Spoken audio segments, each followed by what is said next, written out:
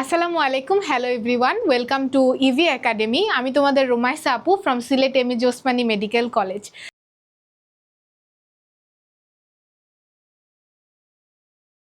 তো আজকে আমরা বায়োলজির অনেক ইম্পর্টেন্ট একটা চ্যাপ্টার পড়ব, যেটার নাম হচ্ছে exchange of gases. Exchange of gases chapter আমরা বেসিক্যালি পড়বোটা কি, যে আমরা যে এই যে প্রতিনিয়ত অক্সিজেন ইনহেল করতেছি, অক্সিজেন নিচ্ছি, এই অক্সিজেনটা কিভাবে তোমার প্রত্যেকটা সেলের মধ্যে যাচ্ছে, তারপরে সেলের মধ্যে আবার কার্বন ডাইঅক্সাইড প্রডিউস হচ্ছে, ওই কার্বন ডাইঅক্সাইড আবার তোমার রক্তের সাথে মিশে আবার লাংস হয়ে তোমার এনভায়রনমেন্টে যে তুমি ছেড়ে দিচ্ছ কার্বন ডাইঅক্সাইডটা, এই পুরো প্রসেসটা কিভাবে কি হচ্ছে ওইটাই আমরা আজকের এই চ্যাপ্টারে আমরা একটু পড়ার চেষ্টা করব। ঠিক আছে? আচ্ছা, দেখো আমরা এখানে আগে একটু রেসপিরেশনের ডেফিনেশনটা পড়ি, যেটা তোমাদের কিন্তু পরীক্ষায় আসবে। ঠিক আছে? তাহলে আমরা এ নাম্বারের জন্য এটা খুবই ইম্পর্টেন্ট। তাহলে আসো একটু ডেফিনেশনটা কি লেখা, যে the process of inhaling oxygen with which, এখানে টুটা হবে না, তাহলে the process of inhaling oxygen with which digested food substances in the body. তোমার গিয়ে কি মানে যে প্রসেসের মাধ্যমে তুমি অক্সিজেনটাকে ইনহেল করো, যেটার মাধ্যমে তোমার যে সেলগুলোর মধ্যে যে ডাইজেস্টেড ফুড সাবস্টেন্সেসগুলো আছে, ওগুলো কি ওই অক্সিজেনের থ্রুতে কি হয়, অক্সিডাইজড হয়, অক্সিজেনের থ্রুতে অক্সিডাইজড হয়, কনভার্ট দ্য পটেনশিয়াল এনার্জি। তোমার ওই মানে কি হয়, এই তোমার এই অক্সিডেশনের মাধ্যমে অক্সিজেনের সাথে আলটিমেটলি এনার্জি বা এটিপি তৈরি হয়, 38 এটিপি তৈরি হয়।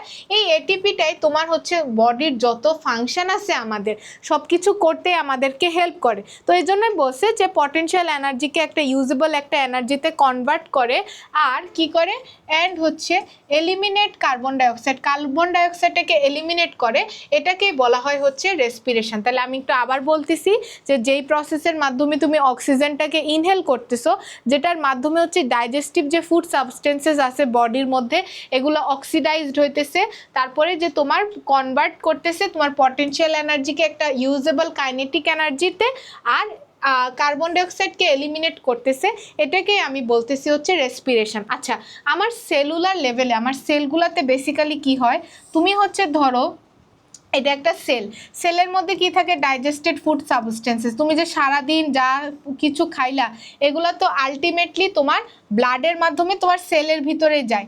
এই সেলের ভিতরে বেসিক্যালি কি থাকে, গ্লুকোজের ফর্মুলা কি, C6H12O6। এই গ্লুকোজটাকে তোমার অক্সিডাইজ করে কে, অক্সিজেন। তারপরে আলটিমেটলি কি প্রডিউস করে, ultimately very important, carbon dioxide produce হয়, তারপরে ওয়াটার প্রডিউস হয়, আর ওয়াটারের সাথে কি প্রডিউস হয়, এটিপি। এই এটিপি দিয়ে আমাদের বডির যাবতীয় যত ফাংশন আছে সব কিছুই কিন্তু হয়। তাহলে কি কি প্রডিউস হলো, দেখো গ্লুকোজ আর অক্সিজেন একসাথে রিঅ্যাক্ট করে ফর্ম করতেছে কার্বন ডাইঅক্সাইড, ওয়াটার আর এটিপি। ঠিক আছে? তারপরে মানে এই জিনিসটা তোমাদের মাথায় রাখতে হবে, এই কার্বন ডাইঅক্সাইডটাই পরে পুরা ব্লাডের মধ্যে আসে, ব্লাড থেকে লাংসে আসে, লাংস থেকে বের হয়ে চলে যায়। এই জিনিসগুলো ইন ডিটেলসে আমরা এখন পড়ব। এখন তোমাদের বইয়ের মধ্যে একটা জিনিস দেওয়া, দেখো সেটা কি, আসো একটু দেখি, যে বইয়ের মধ্যে একটা শুরুর দিকে একটা জিনিস দেওয়া আছে, এটা আমরা একটু পড়ি। দেখো কি দেওয়া আছে।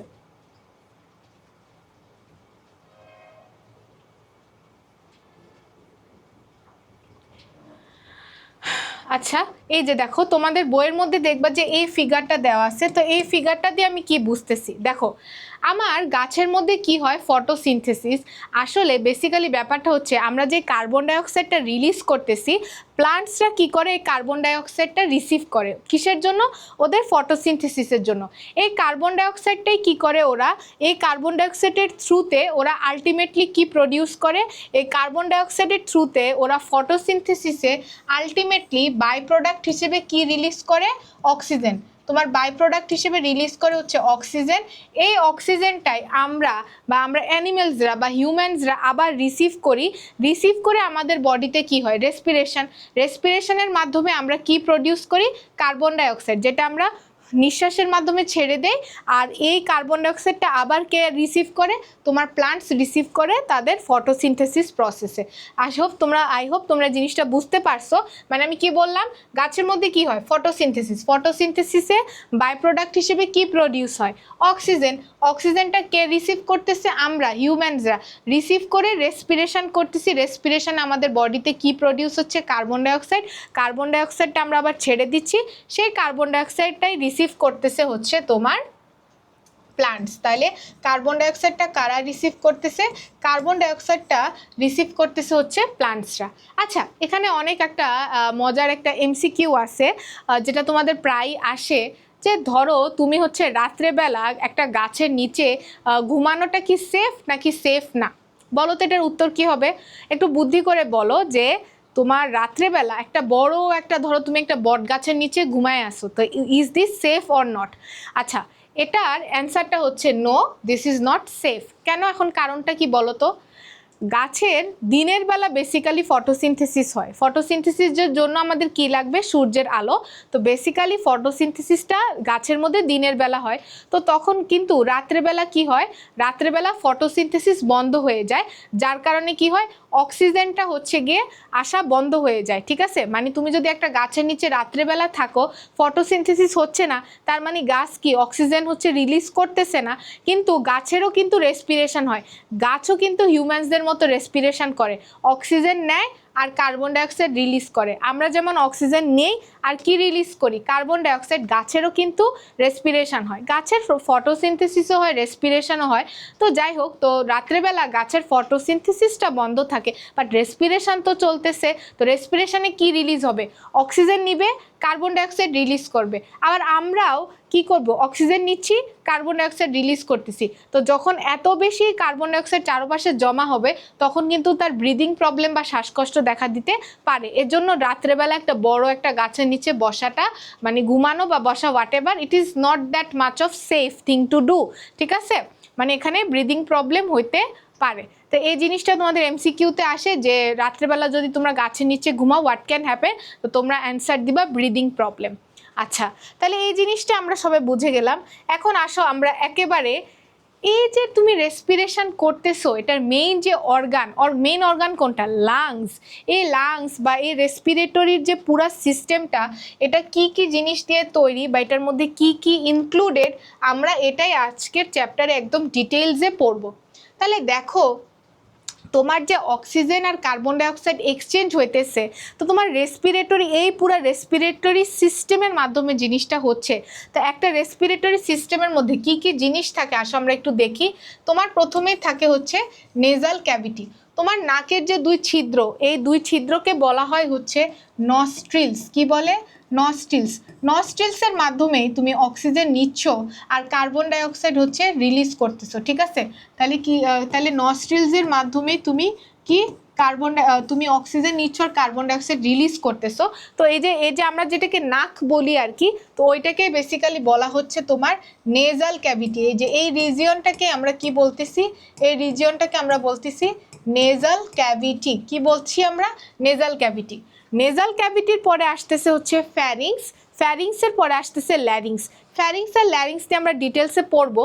এরপরে দেখো যে মেইন স্ট্রাকচারটা, এই যে দেখো, এটা হচ্ছে একটা ট্রাকিয়া। এটা কি, এটা হচ্ছে একটা ট্রাকিয়া। ট্রাকিয়াটা দুই ভাগে ভাগ হয়ে কি হয়, ব্রঙ্কাস। এই ব্রঙ্কাসগুলাই তোমার হচ্ছে লাংসের ভিতরে ঢুকে যাচ্ছে। তাহলে এই হলো তোমার ট্রাকিয়া। এরপরে তোমার ব্রঙ্কাস, একটা হচ্ছে রাইট ব্রঙ্কাস আর আরেকটা হচ্ছে তোমার লেফট ব্রঙ্কাস। আর এই যে তোমার এই যে পুরা জিনিসটা এটা দেখতেছো, এটাই হচ্ছে তোমার লাংস। ঠিক আছে, এটাই তোমার লাংস। আর লাংসের মধ্যে অসংখ্য ছোট ছোট ছোট ছোট অ্যালভিওলার স্যাক থাকে বা অ্যালভিওলাস থাকে, যেটার মাধ্যমে, যেখানে ডিফিউশনের মাধ্যমে এই অক্সিজেন আর কার্বন ডাইঅক্সাইড গ্যাসগুলা এক্সচেঞ্জ হইতেছে। এগুলো আমরা আরও ডিটেলসে পড়বো। তাহলে আমি যদি হচ্ছে গিয়ে একটু নর্মালি তোমাদেরকে বুঝাইতে চাই, প্রথমে আসলো তোমার রেসপিরেটরি যেই ট্র্যাক্ট আমরা যদি বলি, প্রথমে আসলো তোমার নাক বা তোমার নেজাল ক্যাভিটি। নেজাল ক্যাভিটির পরে আসতেছে তোমার ফ্যারিংস, এরপরে কি আসতেছে ল্যারিংস। ল্যারিংসের পরে তোমার যে মেইন জিনিসটা আসতেছে সেটা হচ্ছে গিয়ে তোমার কি, এই যে লম্বা যে স্ট্রাকচারটা, এটা আসতেছে হচ্ছে গিয়ে তোমার কি, ট্রাকিয়া। আচ্ছা, তাহলে এই যে প্রথমে আসতেছে এই যে তোমার ট্রাকিয়া, তাহলে এই যে এখানে থাকে হচ্ছে সি শেপড কার্টিলেজগুলো থাকে, আর ট্রাকিয়াটা দুই ভাগে ভাগ হয়ে যায়। এই দুই ভাগে যে ভাগ হয়ে গেল এটাকে আমরা কি বলবো, ব্রঙ্কাস।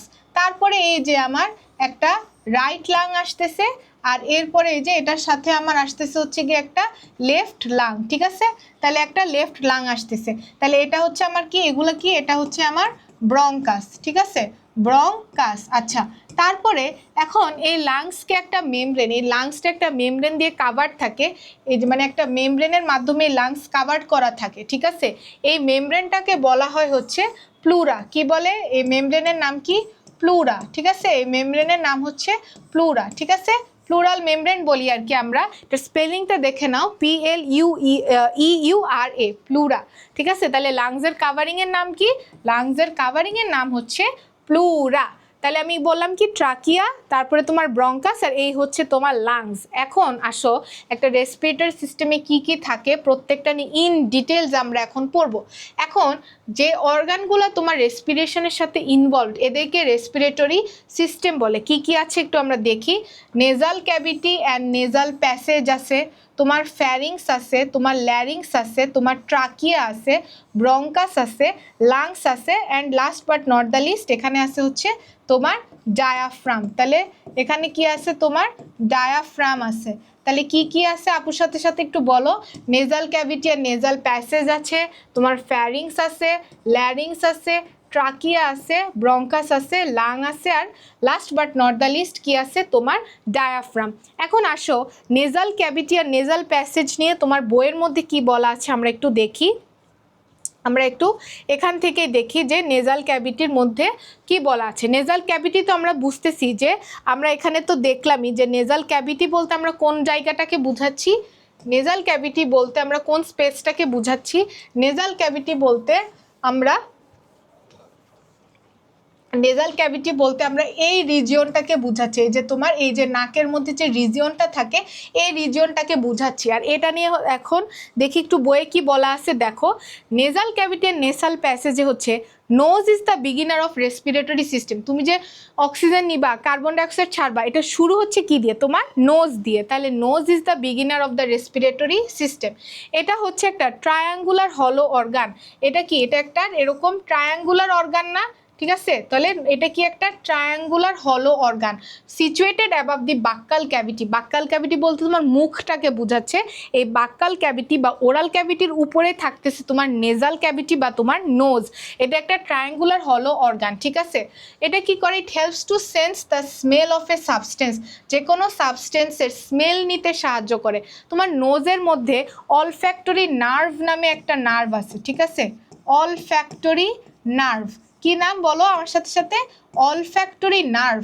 তো এই অলফ্যাক্টরি নার্ভটা বেসিক্যালি তোমার হচ্ছে স্মেল নিতে সাহায্য করে তোমাদেরকে। যে কোনো ভালো জিনিস রান্না করলে আমরা যে করে একটা গ্রান নেই, এই যে তুমি বিভিন্ন জিনিসের স্মেল নিতে পারো, ওইটার জন্য রেসপন্সিবল হচ্ছে তোমার নোজের মধ্যে থাকা অলফ্যাক্টরি নার্ভ, ঠিক আছে? আচ্ছা দেখো, its structure is that it makes the inhaled air suitable to be received by the lungs.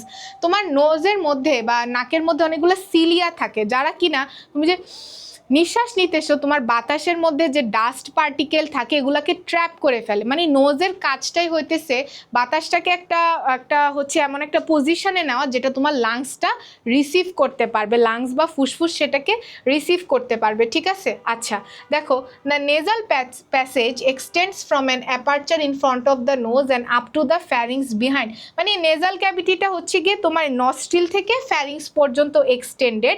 R thin partition divide its, মানে এটাকে একটা থিন পার্টিশন হচ্ছে ডিভাইড করে। এই যে তোমার নাকের মাঝখানে একটা নেজাল সেপ্টাম থাকে যেটাকে আমি বলতেছি থিন পার্টিশন, যেটা হচ্ছে এই যে দেখো এই যে একটা থিন পার্টিশন এই জিনিসটাকে সেপারেট করে যে তোমার যে নেজাল ক্যাভিটির যে অংশটা আছে, ঠিক আছে? আচ্ছা, its front is covered with cilia and the rear part is lined by mucus producing membrane. এখানে কি বুঝাইতে চাচ্ছে যে নেজাল ক্যাভিটির সামনের দিকে সিলিয়া, সিলিয়া মানে আমরা নর্মাল বাংলায় নাকের লোম যেটাকে বলি এটাকে সিলিয়া বুঝাচ্ছে, বুঝছো? তা সামনের পার্টে কি থাকবে, সিলিয়া, আর রেয়ার পার্ট বলতে পিছনের দিকে কি থাকবে, মিউকাস প্রডিউসিং মেমব্রেন থাকবে। তাহলে সামনের দিকে কি আছে, সিলিয়া, পিছনের দিকে কি আছে, মিউকাস প্রডিউসিং মেমব্রেন থাকবে, ঠিক আছে? ওকে, তারপরে দেখো the cilia together with mucus serve to trap foreign substances. মানে এখানে বোঝানো চাচ্ছে যে তোমার যে যে নাকের লোমটা আছে এটার সাথে মিউকাস এরা কি করে তোমার বাতাসের সাথে তোমার যে ধুলাবালু বা ডাস্ট পার্টিকেলগুলো আছে এই জিনিসটা কি করে এটাকে ট্র্যাপ করে ফেলে। কারণ কি ধুলাবালু বা ডাস্ট পার্টিকেলগুলো যদি তোমার লাংসে যায় অবভিয়াসলি তোমার লাংসকে ইরিটেট করবে, সেটা তোমার লাংসের জন্য মোটেও ভালো না। তো এটা যেন না হয় এজন্য আমার নোজের মধ্যে সিলিয়া আর এই মিউকাস মেমব্রেন কি করে ডাস্ট পার্টিকেল বা যে জার্মসগুলো থাকে ওগুলাকে ট্র্যাপ করে ফেলে, ঠিক আছে। Before entering the lungs this makes the air relatively free from dirt. একটা ফিল্টার হিসেবে কাজ করে, তোমার বাতাসটাকে ফিল্টার আউট করে তোমার লাংসের জন্য ওই বাতাসটাকে একটা অ্যাপ্রোপ্রিয়েট পজিশনে নিয়ে যায়। The inhaled air when passed through the nasal passage becomes warm and moist। এটা এত বেশি ইম্পর্টেন্ট একটা লাইন যে এই যে ইনহেলড এয়ার যেটা আছে এটা কি হয়, এটা হচ্ছে ওয়ার্ম আর ময়েস্ট হয় so that sudden cold air তোমার লাংসকে যেন ক্ষতি না করে। এখানে বলা হচ্ছে যে এই নেসাল প্যাসেজ দিয়ে যখন হচ্ছে তোমার বাতাসটা ভিতরে যাচ্ছে এটাকে একটু ওয়ার্ম আর ময়েস্ট করে, যেন হঠাৎ করে ঠান্ডা বাতাস তোমার লাংসের মধ্যে কোনো ক্ষতি না করতে পারে। তাহলে এটাই ছিল তোমার নেজাল প্যাসেজ বা নেজাল ক্যাভিটি নিয়ে কথাবার্তা। তাহলে এটা একটা হলো একটা ট্রায়াঙ্গুলার অর্গান, এটার মধ্যে একটা থিন পার্টিশন থাকে, এটার সামনের দিকে সিলিয়া থাকে, পিছনের দিকে মিউকাস প্রডিউসিং মেমব্রেন থাকে।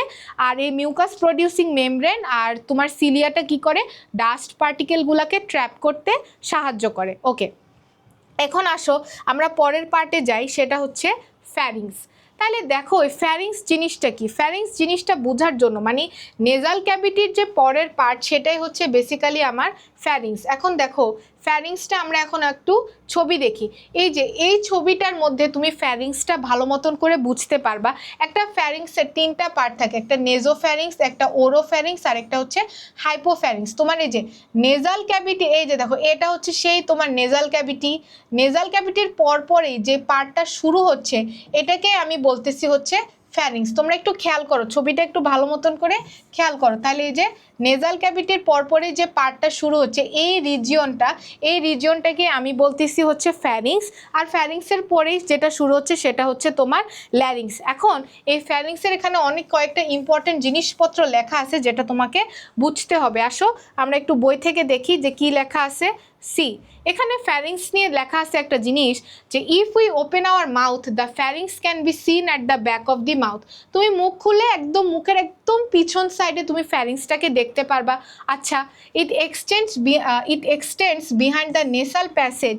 নেজাল প্যাসেজ থেকে ল্যারিংস পর্যন্ত এক্সটেন্ডেড। তোমার এই ফ্যারিংসটা কোত্থেকে কোন পর্যন্ত, নেজাল তোমার প্যাসেজ থেকে মানে ওই তোমার নেজাল ক্যাভিটি থেকে ল্যারিংস পর্যন্ত যে পোর্শনটা, ওই পার্টিকুলার পোর্শনটাকে আমরা কি বলতেছি, ওই পার্টিকুলার পোর্শনটাকে আমরা বলছি হচ্ছে ফ্যারিংস। তাহলে ওই পার্টিকুলার পোর্শনটাকে আমরা কি বলতেছি, পার্টিকুলার পোর্শনটাকেই আমরা বলতেছি ফ্যারিংস, ঠিক আছে। আচ্ছা, তাহলে দেখো at the back of the roof of the mouth there is a small tongue like part called the soft palate. এই জিনিসটা তোমাদের বইয়ে ভুল লেখা, এটা কেন জানি কখনোই কারেক্ট করে না। এখানে লেখা আছে যে তোমার মাউথের রুফে একটা টাং, মানে তুমি যদি মুখটা ওপেন করো, হা করো, তুমি হচ্ছে আয়নার দিকে মুখ হা করলে ছোট দেখবা যেরকম একটা ঝুলানো একটা স্ট্রাকচার তুমি দেখতে পারবা, ঠিক আছে, ছোট একটা টাঙের মতো অংশ। এটাকে সফট প্যালেট বলে না, এটাকে ইউভুলা বলে। এটা তোমাদের বইয়ে ভুল লেখা। তাহলে এটাকে সফট প্যালেট বলে না, এটার নাম কি জানো, এটাকে ইউভুলা বলে। এটা বাংলা বইও কেন মানে এটাকে কি বলে, এটাকে ইউভুলা বলে, ঠিক আছে, এটাকে সফট প্যালেট বলে না। সফট প্যালেট কোন জিনিস এটা আমি তোমাদেরকে দেখাচ্ছি। দেখো সফট প্যালেট বেসিক্যালি এই জিনিসটা, এই যে দেখো এই যে পিছনের দিকে যে এই যে অংশটা এটাকে আমি বলতেছি সফট প্যালেট। এই যে দেখো আমার উপরের যে মাড়ি এটাকে আমি বলি হার্ড প্যালেট। হার্ড প্যালেটের পরের যে অংশটা এটাকেই কি বলছি আমি, এই যে এই অংশটা যে খেয়াল করো, এই যে এই অংশটা এটাকে আমি বলতেছি হচ্ছে সফট প্যালেট, ঠিক আছে। আর এমনি এটা বইয়ে যেটা লেখা যে মুখ খুলে রুফ অফ দ্য মাউথের পিছনের দিকে একটা ছোট টাঙ্গের মতো, এই যে এরকম ছোট একটা টাঙ্গের মতো অংশ দেখতে পারি আমরা, এটাকে আমরা বলবো হচ্ছে ইউভুলা। কি বলবো আমরা এটাকে উই উইল সে ইউভুলা। ওকে, আচ্ছা গেল। এখন দেখো এরপরে কি লেখা, এরপরে লেখা যে আচ্ছা এটাকে তো ইউভুলা বলে আমরা বললামই, ঠিক আছে, এটাকে তো ইউভুলা বলে বইয়ের মধ্যে, এটাকে লিখে রাখো ইউভুলা বলে। আচ্ছা, এরপরে যে লাইনটা লেখা যে when swallowing food or drink the soft palate closes the back side of the nasal cavity, as a result food cannot come out through the nostrils। এখানে কি বলছে বুঝছো, তোমার বলতেছে যে যে সফট প্যালেটটা থাকে, এখানে সফট প্যালেটেরই কথা বলতেছে, যে সফট প্যালেট যেটা থাকে সেটা নেজাল ক্যাভিটির ব্যাক সাইডকে ব্লক করে রাখে, যেন তুমি যখন খাবার খাচ্ছ খাবারগুলো যেন উপরের দিকে নেজাল ক্যাভিটি দিয়ে না চলে আসে তোমার নস্ট্রিল দিয়ে। এটা কীরকম দেখো, ছবি দেখলেই বুঝবা। আসো, বায়োলজি পড়ার একদম ভালো উপায় হচ্ছে ছবি দেখা। যত বেশি ছবি দেখবা তত বেশি জিনিসগুলো ভালো মতন করে তুমি রিয়ালাইজ করতে পারবা। এটা হচ্ছে তোমার এই যে এই বড় রিজিয়নটা দেখতেছো, এটা কি? এটা তোমার নেজাল ক্যাভিটি, এটা তো বুঝছো। এটা কি? এটা তোমার নেজাল ক্যাভিটি, ঠিক আছে, এটা তোমার নেজাল ক্যাভিটি। তো এটা কি? এই যে তোমার মুখ, তাহলে এটাকে আমি কি বলি? এটাকে আমি ওরাল ক্যাভিটি বলি। এখন তুমি যখন খাচ্ছ দেয়ার ইজ হায়ার চান্স যে তোমার খাবারগুলা এই পথ হয়ে আবার নাক দিয়ে বের হয়ে যাইতেও মানে গেলেও যাইতে পারে। দেখো পসিবল, কিন্তু এই যে তুমি খাবার খাচ্ছ না, এই খাবারগুলো এই যে দেখো এই পথ হয়ে আবার তোমার নোজের নস্ট্রিল দিয়ে বের হয়ে যাইতে পারে। সেটা যেন না হয়, তোমার এই যে সফট প্যালেট, এই যে আমি যে তোমাদেরকে কিছুক্ষণ আগেই বললাম যে দেখো সফট প্যালেট হচ্ছে এটা, এই যে হার্ড প্যালেটের পরের যে অংশটা এটাই হচ্ছে এই যে এই অংশটা, এই যে এরকম যে হার্ড প্যালেট হয় এটার পরে এই যে অংশটা, এটাকে আমি কি বলতেছি? Soft palate. সফট প্যালেট কি করে তোমার একটু দেখো, সফট প্যালেটের কাজ হচ্ছে এই যে ব্যাক সাইড অফ দি, তোমার সফট প্যালেটের কাজ কি? সফট প্যালেটের কাজ হচ্ছে কি হলো,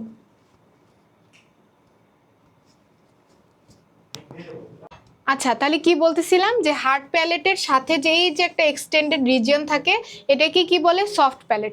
সফট প্যালেটের কাজ হচ্ছে এই যে তোমার নেজাল ক্যাভিটির ব্যাক সাইডটাকে ব্লক করে রাখা, যেন খাবারগুলো তোমার এই নস্ট্রিল দিয়ে যেন বের হয়ে না আসতে পারে। এই জিনিসটা তোমরা যদি খালি বই রিডিং পড়তা কখনোই বুঝতা না। এই ছবিটা দিয়ে তোমরা দেখো পুরো জিনিসটা ভালো মতন করে বুঝতে পেরে গেছো যে কি বললাম, যে হার্ড প্যালেটের পরে এরকম একটা অংশ থাকে যেটাকে বলে সফট প্যালেট, আর সফট প্যালেট হচ্ছে তোমার back side of the nasal ক্যাভিটিকে ব্লক করে রাখে যেন খাবারগুলো আবার নস্ট্রিল দিয়ে না বের হয়। ঠিক আছে, আচ্ছা এখন দেখো তাহলে এটাই লেখা আছে তোমার বইয়ের মধ্যে, ঠিক আছে। আচ্ছা, আর এরপরে কি লেখা, যে another important function of the soft palate is to produce mucus. Mucus produce করা এটার আরেকটা important function. There might be a link between the development of the soft palate and evolution of the human oral system. এটা হচ্ছে কি তোমার soft palate ডেভেলপমেন্টের সাথে human oral সিস্টেমের একটা ডেভেলপের রিলেশন থাকলেও থাকতে পারে। আচ্ছা, এরপরে আসো হচ্ছে ল্যারিংস। ল্যারিংসটা আরও বেশি ইম্পর্টেন্ট, ঠিক আছে। তাহলে আমরা হচ্ছে গিয়ে পড়লাম ফ্যারিংস, ফ্যারিংসের পরে যেটা আসতেছে সেটা হচ্ছে তোমার কি? ল্যারিংস, ঠিক আছে। আচ্ছা, ল্যারিংসটা কি জিনিস? ল্যারিংসটা হইতেছে এটা কি? এটা তোমার ফ্যারিংসের নিচে situated. It is situated below the ফ্যারিংস and at the top of the trachea. এই ল্যারিংসটা কি? ফ্যারিংসের পরে থাকতেছে। তাহলে ফ্যারিংসের পরে যেটা থাকতেছে সেটা হচ্ছে ল্যারিংস। আর এই যে এটা যদি হয় ট্রাকিয়া, ট্রাকিয়ার উপরের যে অংশটা এই যে এটা হচ্ছে আমার ল্যারিংস। তাহলে এই যে এটার যে উপরের অংশটা এটা হচ্ছে তোমার ল্যারিংস, ঠিক আছে। আচ্ছা, তাহলে এখানে কি লেখা, যে there are two folds of muscle situated on opposite side of the larynx, these are the. আচ্ছা, একটা ইম্পর্টেন্ট জিনিস, ল্যারিংসের মধ্যে কিন্তু তোমার ভোকাল কর্ড থাকে। এই যে আমি এত চিল্লাচ্ছি, এই যে কথা বলতেছি, তোমরা যে কথা বলতেছো, গান গাচ্ছ, এটা কি? এটা কিসের জন্য? Because of vocal cord. Vocal কর্ডের পজিশন যদি জিজ্ঞেস করে কি বলবা? It is situated in the larynx. Vocal cord কিসের মধ্যে থাকে? ভোকাল কর্ড ল্যারিংসের মধ্যে থাকে। আর এখানে ল্যারিংসের একটা ইম্পর্টেন্ট জিনিস বলা আছে, দেখো, a flap of soft tissue at the. আচ্ছা, এখানে হচ্ছে গিয়ে ল্যারিংসের একটা ইম্পর্টেন্ট জিনিস বলা আছে, দেখো কি বলা আছে। আচ্ছা দেখো, এখানে দেখো তোমার হচ্ছে এটা তো বললামই যে এটা ফ্যারিংসের নিচে সিচুয়েটেড আর ট্র্যাকিয়ার উপরে এটা অবস্থিত। তারপরে কি এটার মধ্যে ভোকাল কর্ড থাকে। এখানে একটা ইম্পর্টেন্ট জিনিস লেখা, সেটা হচ্ছে এপিগ্লটিস। এপিগ্লটিস জিনিসটা কি? দেখো এখানে a flap of soft tissue at the back of the tongue is the epiglottis. একটা ফ্ল্যাপ অফ সফট টিস্যু, এই এপিগ্লটিস যেটাকে কিনা বলে এপিগ্লটিস, যেটা ব্যাক অফ দ্য টাঙ্গে থাকে। ইট acts as a lead at the time of taking food. This lid covers the opening of the larynx so food particles can not enter the oesophagus. কি লিখছে, কি বললো, কিছুই তো আপু বুঝলাম না। আসো একটু বোঝার চেষ্টা করি। তোমার শ্বাসনালী আর খাদ্যনালী, ইংলিশে যদি বলি রেসপিরেটরি ট্র্যাক্ট আর এই যে তোমার হচ্ছে যেখান দিয়ে ফুড পাস করে, এগুলো একদম পরপর সিচুয়েটেড। মানে এই যে এই পিছনের যে জায়গাটা দেখতেছো, আচ্ছা ওকে, এই পিছনের যে জায়গাটা দেখতেছো এটা হচ্ছে তোমার ইসোফেগাস, এটাকে কি বলে? ইসোফেগাস। আর এটা যেটা দেখতেছো এই যে রিজিয়নটা, এটা হচ্ছে তোমার রেসপিরেটরি ট্র্যাক্ট। তো তুমি যখন খাবারটা খাচ্ছ, ধরো তুমি একটা বিরিয়ানি খাইলা বা ফুচকা খাইলা, খাবারগুলা যখন এদিকে পাস করে, দেয়ার ইজ হাই চান্স যে খাবারগুলা ভুলক্রমে তোমার রেসপিরেটরি ট্র্যাক্টে চলে আসবে। দেয়ার ইজ হাই চান্স যে খাবারগুলা ভুল করে কোথায় চলে আসবে? তোমার রেসপিরেটরি ট্র্যাক্টে চলে আসবে। তো সেটা যেন না হয়, তোমার ল্যারিংসের সাথে একটা, ওই যে মাত্র বললো যে there is a flap of soft tissue, এই যে তোমার টাঙ্গের ব্যাকের দিকে একটা ফ্ল্যাপ অফ সফট টিস্যু থাকে যেটার নাম হচ্ছে এপিগ্লটিস। এই যে একটা ফ্ল্যাপ অফ সফট টিস্যু থাকে যেটার নাম হচ্ছে এপিগ্লটিস। এই যে এটাই হচ্ছে এপিগ্লটিস, যেটা তুমি যখন খাবার খাও তখন হচ্ছে এই যে তোমার কি করে, এই ল্যারিংসটাকে বন্ধ, ল্যারিংসের লিড মানে কি জানো? লিড শব্দটার অর্থ হচ্ছে ঢাকনা। লিড শব্দটার অর্থ কি? লিড শব্দটার অর্থ হচ্ছে ঢাকনা, যেটা ল্যারিংসকে ক্লোজ করে রাখে সো দ্যাট কোনোভাবে খাবার যেন এই রেসপিরেটরি ট্র্যাক্টে না আসতে পারে, তোমার খাবারটা যেন ইসোফেগাস দিয়ে পাস করে। তোমরা কি আমার কথাটা বুঝতে পারছো? আমি বললাম যে আমাদের যে রেসপিরেটরি ট্র্যাক্ট আর যে তোমার যেই ট্র্যাক্ট দিয়ে খাবার বডির মধ্যে পাস করে, এই দুইটা একদম পাশাপাশি সিচুয়েটেড। তুমি যদি ছবিটা একটু ভালো মতন করে দেখো, এই যে দেখো, এই যে এটা হচ্ছে রেসপিরেটরি ট্র্যাক্ট আর এটা হচ্ছে তোমার ইসোফেগাস, এগুলো একদম পাশাপাশি সিচুয়েটেড। তো দেয়ার ইজ হাই চান্স যে তুমি যখন খাবার খাবা, এই খাবারটা ভুলে রেসপিরেটরি ট্র্যাক্টে ঢুকে যেতে পারে। তুমি কিন্তু ওই যে অনেকে কিন্তু দেখবা যে চোকিং হয়ে শ্বাস আটকায়, দম আটকায়, হচ্ছে যে খাবার খাওয়ার সময় কথা বলতে গিয়ে বা ইয়ে করে হঠাৎ করে শ্বাস আটকায় মারা যায়। কেন হয়? ভুল করে খাবারগুলা রেসপিরেটরি ট্র্যাক্টে বা লাংসে চলে যায়। এটা যেন সবসময় কি এরকম হচ্ছে না। কেন হচ্ছে না? কারণ একটা এপিগ্লটিস নামে একটা ফ্ল্যাপ অফ টিস্যু আছে, যেটা তুমি যখন খাবার খাও তোমার এই ল্যারিংসের ওপেনিংটাকে ক্লোজ করে রাখে সো দ্যাট খাবারগুলো যেন তোমার কোনোভাবেই রেসপিরেটরি ট্র্যাক্টে না আসে, খাবারগুলো যেন ইজিলি ইসোফেগাস দিয়ে চলে যায়। তাহলে তোমরা এখানে দুইটা জিনিসের কথা শিখলা, সেটা কি? একটা দেখো, একটা ফ্যারিংসে পড়ছো হচ্ছে তোমার, তাহলে কি ফ্যারিংসে কি পড়ছো? ফ্যারিংসে পড়ছো হচ্ছে এই যে দেখো সফট প্যালেট, যেটা কিনা এই তোমার ব্যাক অফ দ্য নেজাল ক্যাভিটিটাকে হচ্ছে ক্যাভিটিকে ব্লক করে রাখে, যেন খাবার তোমার উপরে নেজাল ক্যাভিটি দিয়ে যেন না বের হয়। আবার এখানে ল্যারিংসে আসার পরে তোমরা পাইলা হচ্ছে এপিগ্লটিস, যেটা হচ্ছে একটা ফ্ল্যাপ অফ টিস্যু, যেটা কিনা ল্যারিংসকে ঢেকে রাখে, লিড বা ঢাকনার মতো কাজ করে, যেটা হচ্ছে তোমার এই ল্যারিংসটাকে বন্ধ করে রাখে সো দ্যাট কোনোভাবেই খাবার যেন রেসপিরেটরি ট্র্যাক্টের মধ্যে ঢুকে না যায়। আই হোপ এতটুকু তোমরা সবাই ক্লিয়ারলি বুঝতে পারছো। তো এটাই বইয়ের মধ্যে লেখা হচ্ছে যে দিস লিড, মানে এখানে এপিগ্লটিসের কথা বলা হচ্ছে, ঠিক আছে? আমরা এখানে কিসের কথা বলতেছি? এপিগ্লটিসের, যে this lid covers the opening of the larynx so food particles can not enter the oesophagus while keeping the larynx open during respiration. রেসপিরেশনের সময় এই ল্যারিংসটা খোলাই থাকে, বাট খাওয়ার সময় এপিগ্লটিস কি করে? ল্যারিংসটাকে ঢাকনার মতো বন্ধ করে রাখে যেন খাবার রেসপিরেটরি ট্র্যাক্টে না ঢুকে, ইসোফেগাসে ঢুকে। এটাই হচ্ছে এটার কাজ। আসো এরপরে আসো হচ্ছে very very important, trachea. I hope এতক্ষণে ট্রাকিয়া জিনিসটা কি তোমরা বুঝতে পারছো? আমার ল্যারিংসের পরে যে স্ট্রাকচারটা স্টার্ট হচ্ছে সেটাই হচ্ছে আমার ট্রাকিয়া। আমরা যদি এই ছবিটা একটু দেখি, এই যে এই ছবিটার এখানে এই যে সাদা সাদা, এই যে তুমি হচ্ছে গিয়ে সাদা যে অংশটা দেখতেছো, এই যে এটাই হচ্ছে তোমার সেই ট্রাকিয়া। তাহলে এটাই কি? এটাই হচ্ছে তোমার ট্রাকিয়া, ঠিক আছে? এখন আমরা ট্রাকিয়া নিয়ে ইন ডিটেলস পড়বো। তাহলে ট্রাকিয়াটা কি?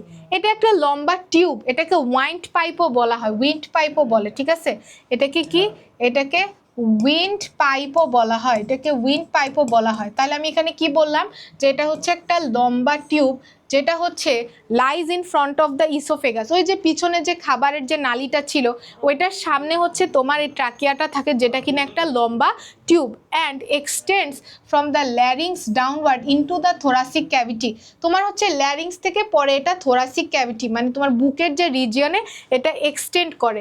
It is supported by rings of cartilage and smooth muscle. তুমি যদি একটা ট্রাকিয়ার স্ট্রাকচার খেয়াল করো, এই যে লম্বা ট্রাকিয়া এটা আসলে সি শেপড কার্টিলেজ মানে সি আকৃতির কার্টিলেজ দিয়ে বানানো, যে এভাবে এভাবে এই পুরা জিনিসটা কার্টিলেজ দিয়ে তৈরি, ঠিক আছে।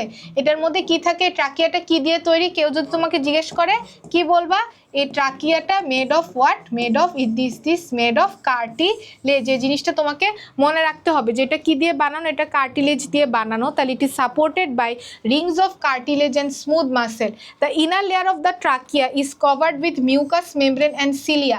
এই জিনিসটা অনেক বেশি ইম্পর্টেন্ট। তোমার ট্রাকিয়ার যে ইনার মেমব্রেনটা আছে, তোমার ট্রাকিয়ার যে ইনার মেমব্রেনটা আছে, আমরা যদি একটু বলি ট্রাকিয়ার ভিতরে আমরা যদি একটু দেখি, তোমার হচ্ছে এটা যদি হয়, তুমি দেখো এটা যদি তোমার ট্রাকিয়া হয়, ঠিক আছে, তাহলে এটা তো পরবর্তীতে ভাগ হয়ে যাবে ব্রঙ্কাসের জন্য।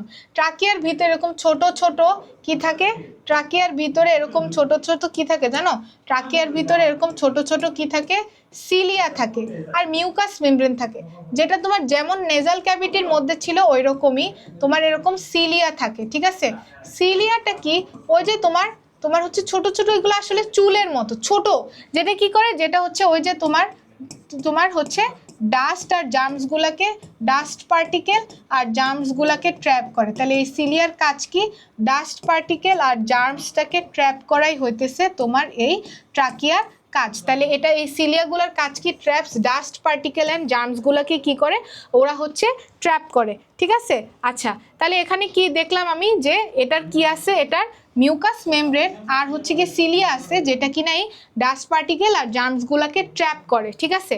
আচ্ছা, এই ট্র্যাকিয়ার মধ্য দিয়ে বাতাসটা হচ্ছে পাস করে, এখানে কিন্তু কোনো অক্সিজেন কার্বন ডাইঅক্সাইড এক্সচেঞ্জ হচ্ছে না, জাস্ট এয়ারটা তোমার পাস করতেছে। পাস করে কোথায় যাবে, রাইট ব্রঙ্কাস আর লেফট ব্রঙ্কাসে ভাগ হয়ে এরপরে লাংসের ভিতরে যাবে। তাহলে but through the constant rhythmic beating of the cilia, the trapped dust, germs and other unwanted particles are expelled। মানে তোমার এই সিলিয়াগুলো একটা রিদমের মধ্যে থাকে, থেকে কি করে, ধরো তোমার কোনো ধুলা বালু যা কিছু আছে যদি কোনোভাবে হচ্ছে এয়ারের মাধ্যমে ঢুকে, এগুলো হচ্ছে পরে তুমি কি করবা, বের করে দিবা। তাহলে এই যে the trap dust, germs and other unwanted যে পার্টিকেলগুলো আছে ওগুলো কি হয়ে যাবে, এক্সপেল হয়ে যাবে। আচ্ছা, এখন আসো হচ্ছে তোমার ব্রঙ্কাসে।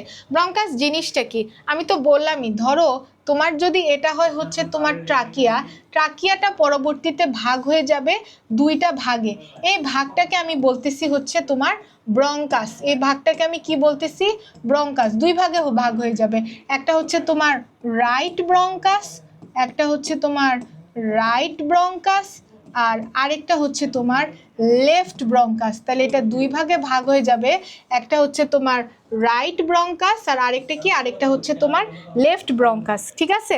আচ্ছা, গেল। এখন আসো বইয়ের মধ্যে কি লেখা ব্রঙ্কাস নিয়ে একটু দেখি। The lower end of the trachea is divided into two bronchi. Bronchi হচ্ছে প্লুরাল, ঠিক আছে, which lead to the right and left lung lobes respectively. মানে লাংয়ের যে দুইটা লোব আছে, রাইট সাইড আর লেফট সাইড, লেফট সাইডে এই ব্রঙ্কাসগুলো ভাগ হয়ে ঢুকে যাচ্ছে, এটাই বললো। These are bronchi, each of the bronchi divides and subdivides repeatedly to form bronchiole. এখন কি হয়, এই যে তোমার ব্রঙ্কাস যেটা আছে, এই ব্রঙ্কাসগুলা অসংখ্যবার ডিভাইড হয় আরও, এই যে ধরো তোমার হচ্ছে এটা যদি হয় ট্রাকিয়া, এটা তো ব্রঙ্কাস হইলো, এই ব্রঙ্কাসগুলা যখন লাংসের ভিতরে ঢুকে, এই ব্রঙ্কাসগুলা যখন লাংসের ভিতরে ঢুকে, এরা হচ্ছে আরও অসংখ্য এরকম ব্রাঞ্চ ক্রিয়েট করে। এই যে দেখো এরকম অসংখ্য ওরা কি করে, এরকম হচ্ছে ব্রাঞ্চ ক্রিয়েট করে। এই ব্রাঞ্চগুলোকে আমরা কি বলি, এই ব্রাঞ্চগুলোকে আমরা বলি হচ্ছে তোমার, এই ব্রাঞ্চেসগুলোকে আমরা বলি হচ্ছে ব্রঙ্কিওল। এই ব্রাঞ্চগুলোকে আমরা বলি হচ্ছে ব্রঙ্কিওল। এই ব্রঙ্কিওলগুলোর মধ্যে কিন্তু কোনো কার্টিলেজ থাকে না, ঠিক আছে, এগুলো হচ্ছে soft structure. The structures of the bronchi are just like the trachea. এই ব্রঙ্কাইয়ের স্ট্রাকচারগুলো ট্রাকিয়ার মতনই, ঠিক আছে। আচ্ছা, তাহলে আমি কি বললাম, যে এই যে ব্রঙ্কাসগুলো পরবর্তীতে আবার হচ্ছে আরও অনেকগুলা ব্রাঞ্চে হচ্ছে গিয়ে কি এরকম ডিভাইড হবে, তো এই ব্রাঞ্চগুলোকে আমরা বলতেছি হচ্ছে ব্রঙ্কিওল। তাহলে ট্রাকিয়া ডিভাইড হয়ে কি তৈরি করতেছে, ব্রঙ্কাস।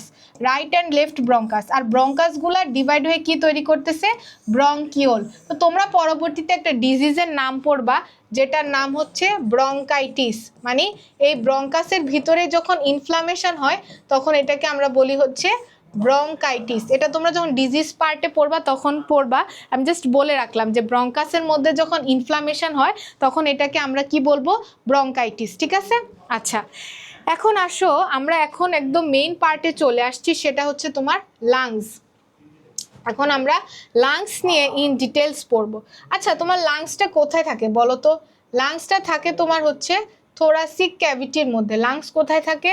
লাংস বেসিক্যালি থাকে হচ্ছে তোমার এই যে থোরাসিক ক্যাভিটির মধ্যে। এটা যদি দেখো এটাই হচ্ছে তোমার পুরা থোরাসিক ক্যাভিটি, তোমার যে আমরা যেটাকে বুক বলি, বুকের রিজিয়ন, এটার ভিতরের দিকে কিন্তু তোমার লাংসটা কিন্তু সিচুয়েটেড। ঠিক আছে, এখন আমরা একদম লাংসের যে মাইনিউট স্ট্রাকচার সেটা নিয়ে পড়বো।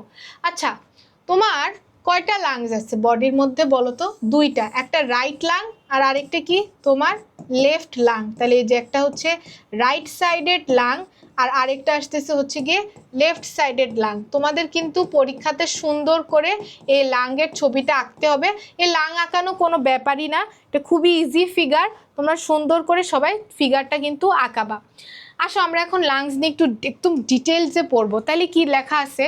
লাংস হচ্ছে রেসপিরেটরি সিস্টেমের একদম মেইন যে অর্গান সেটাই কি তোমার লাংস। তাহলে লাংসটা কি?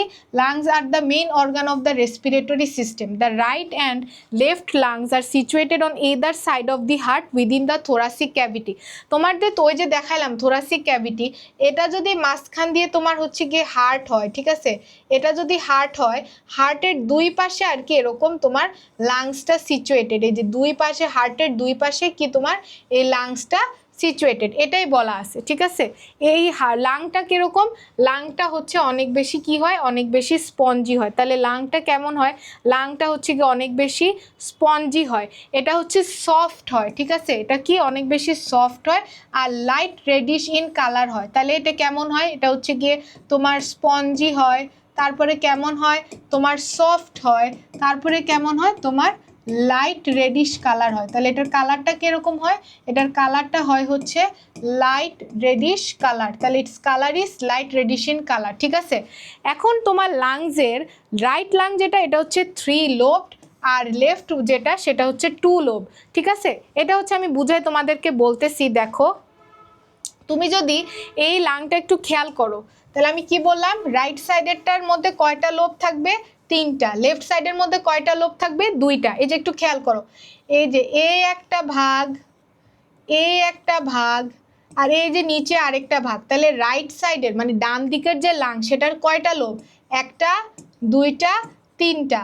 আর তোমার লেফট দিকের যে লাংটা আছে এটার মধ্যে 2টা লোব থাকবে। এই যে দেখো আপু তোমাদেরকে দেখাচ্ছি, এই যে এই একটা, এই যে একটা, আর এই যে আরেকটা, এই যে 2টা। ঠিক আছে, তাহলে লেফট লাংয়ের মধ্যে কয়টা লোব থাকবে? 2। রাইটে কয়টা থাকবে? 3। তাহলে রাইট লাংয়ের লোব কয়টা? রাইট লাংয়ের লোব হচ্ছে 3 লোবস, লোবস বা খণ্ড আর কি। আর লেফট লাংয়ের কয়টা লোব? লেফটের হচ্ছে 2 লোবস। এটা একেবারে ভুল করা যাবে না। তাহলে রাইটের লোব কয়টা? 3টা। লেফটের লোব কয়টা? 2টা।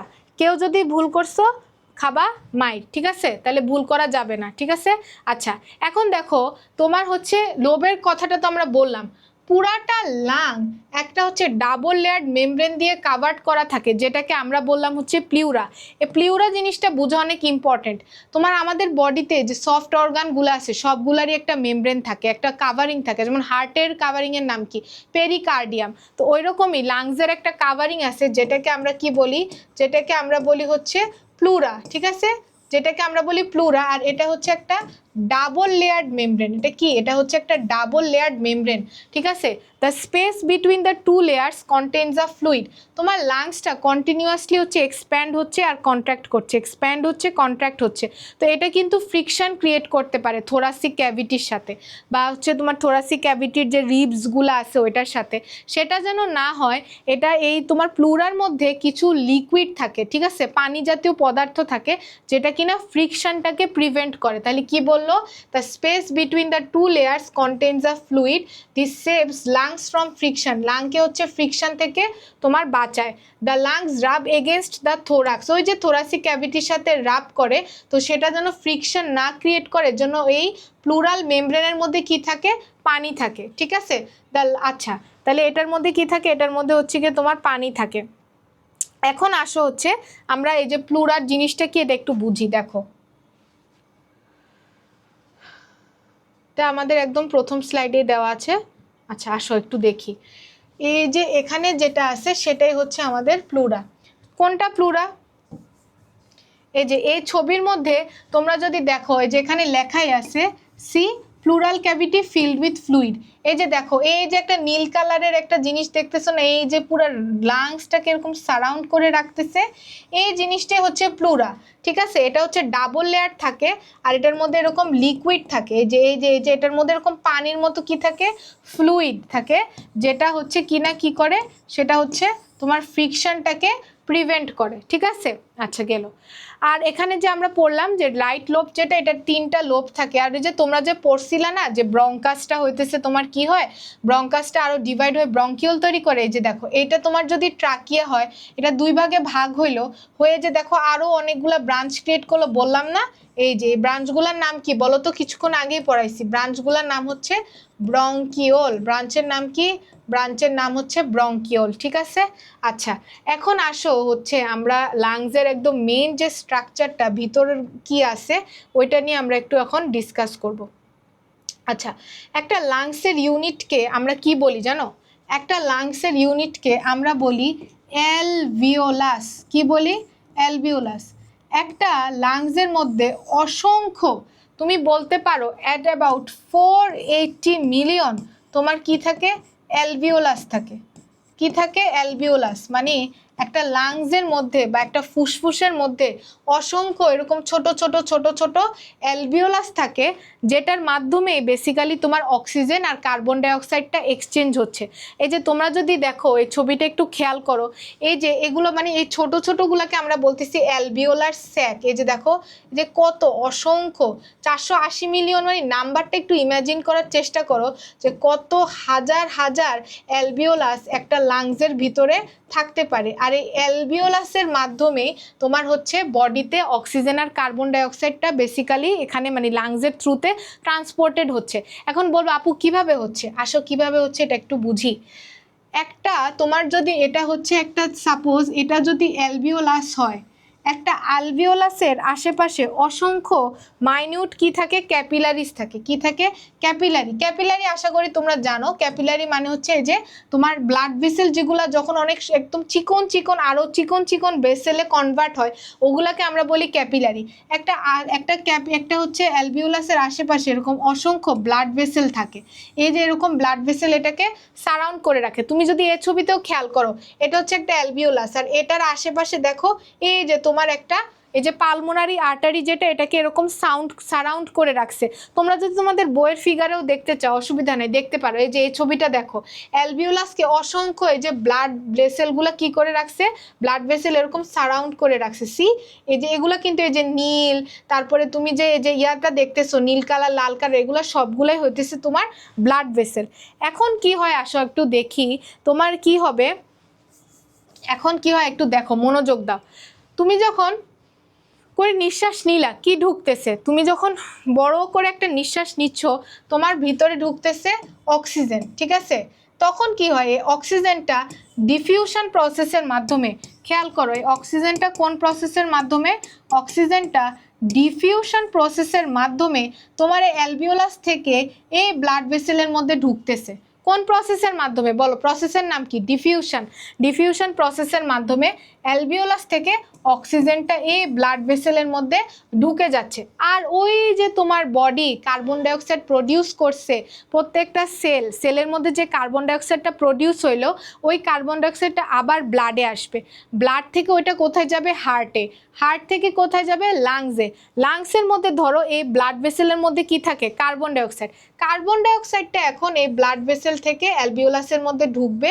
ঢুকার পরে এই কার্বন ডাইঅক্সাইডটা তুমি করে তুমি এনভায়রনমেন্টে ছেড়ে দিবা। তার মানে কি হচ্ছে, করে অক্সিজেন নিলা, অক্সিজেন তোমার পুরো বডিতে গেল, লাংসের মধ্যে ঢুকলো, অ্যালভিওলাসে গেল, অ্যালভিওলাসের আশেপাশে কি থাকে, ক্যাপিলারি, এই অ্যালভিওলাস থেকে অক্সিজেনটা ক্যাপিলারি বা ব্লাড ভেসেলের মধ্যে ঢুকলো।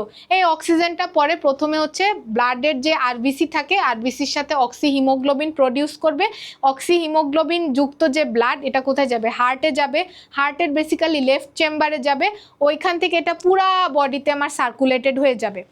আর তোমার হচ্ছে যে কার্বন ডাইঅক্সাইডটা, ওইটা কি হবে, ওইটা হচ্ছে কি তোমার পুরা বডি থেকে ব্লাড ভেসেলগুলোয় কার্বন ডাইঅক্সাইডটাকে কালেক্ট করবে, কালেক্ট করে ওইটা প্রথমে আসবে তোমার হার্টে, হার্ট থেকে যাবে লাংসে, লাংসের এই যে ব্লাড ভেসেলের মধ্যে যে কার্বন ডাইঅক্সাইডটা ছিল, যে কার্বন ডাইঅক্সাইডটা ছিল, এই কার্বন ডাইঅক্সাইডটা তোমার কিসে আসবে, অ্যালভিওলাসে আসবে। অ্যালভিওলাস থেকে এবার উল্টা চিন্তা করো, অ্যালভিওলাস থেকে তোমার ব্রঙ্কিওলে আসবে, ব্রঙ্কিওল থেকে ব্রঙ্কাস, ব্রঙ্কাস থেকে ট্রাকিয়া, ট্রাকিয়া থেকে তারপরে এটা তোমার পুরো এনভায়রনমেন্টে আবার ফেরত চলে আসবে। তো এভাবেই হচ্ছে তোমার পুরা জিনিসটা হচ্ছে।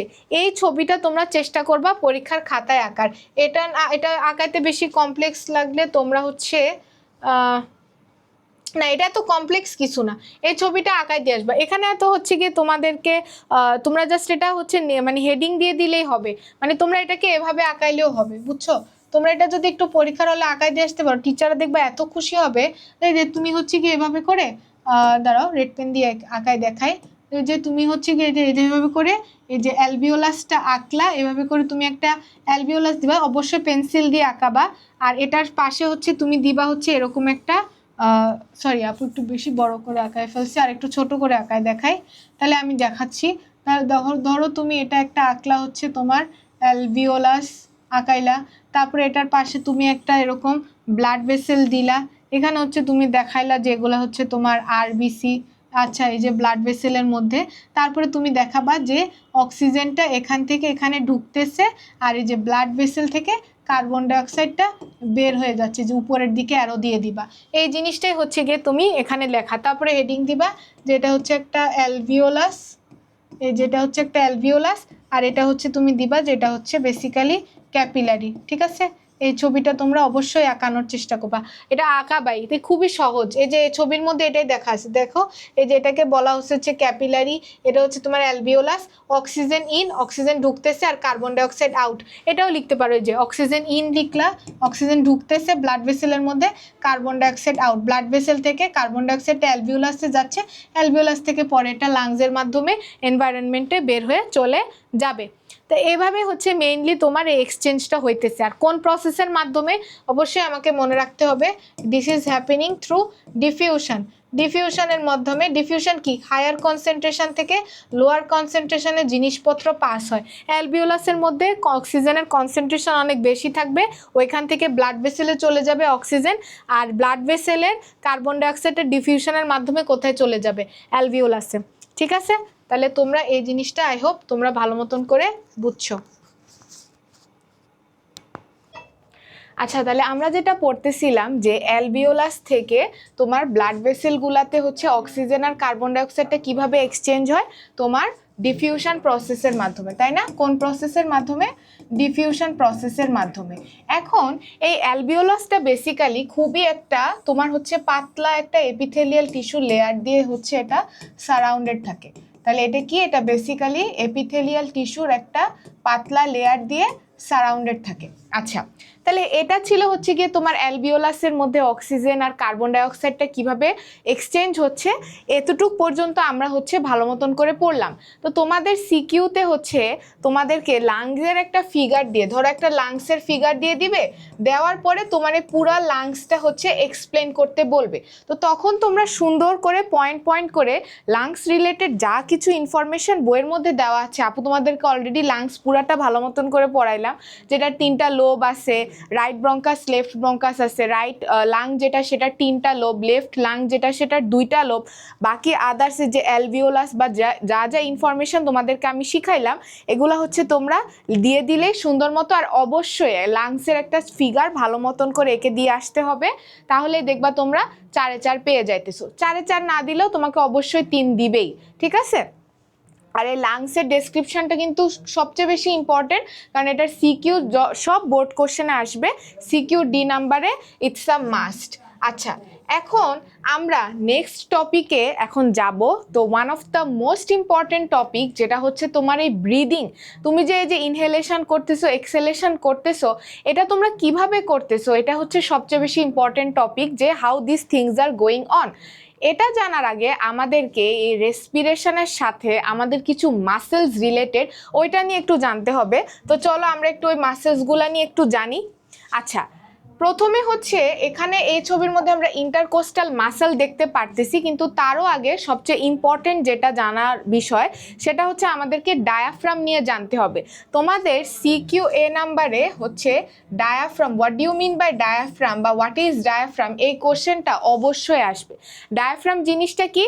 ডায়াফ্রাম হচ্ছে একটা muscular sheet with separates the thoracic cavity from the abdominal cavity, it looks like a spread umbrella. তাহলে ডায়াফ্রাম হচ্ছে বেসিক্যালি একটা মাসেল। ডায়াফ্রাম কি?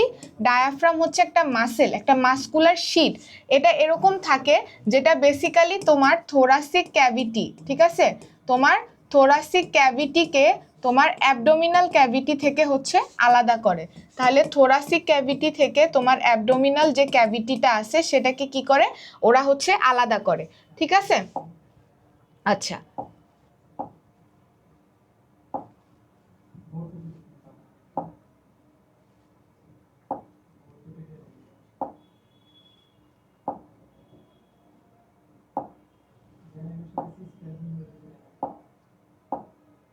আচ্ছা, তাহলে এখন এই ফিগারের মধ্যে আমরা দেখতে পারতেছি যে এই যে তোমার ডায়াফ্রামের যে ফিগারটা, ঠিক আছে।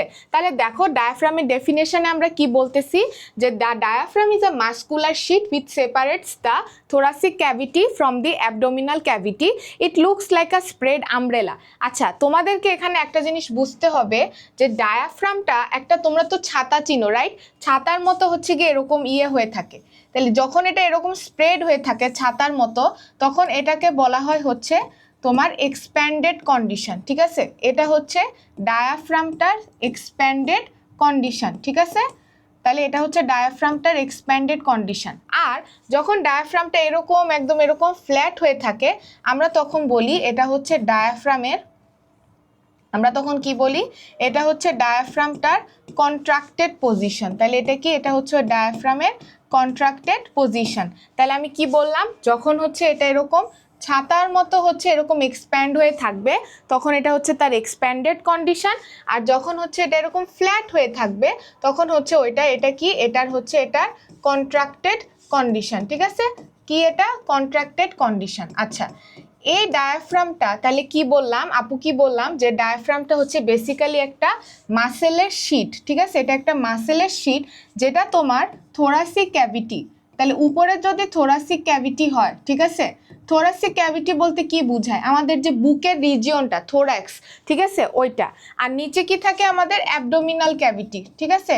অ্যাবডোমিনাল ক্যাভিটি মানে কি? যে আমাদের হচ্ছে, আমরা যেটাকে বেসিক্যালি বাংলায় পেট বলি, ওইটাই আর কি। তাহলে যে অ্যাবডোমিনাল ক্যাভিটিটাকে দুইটাকে কে ভাগ করতেছে? আমার এই ডায়াফ্রাম। কে ভাগ করতেছে?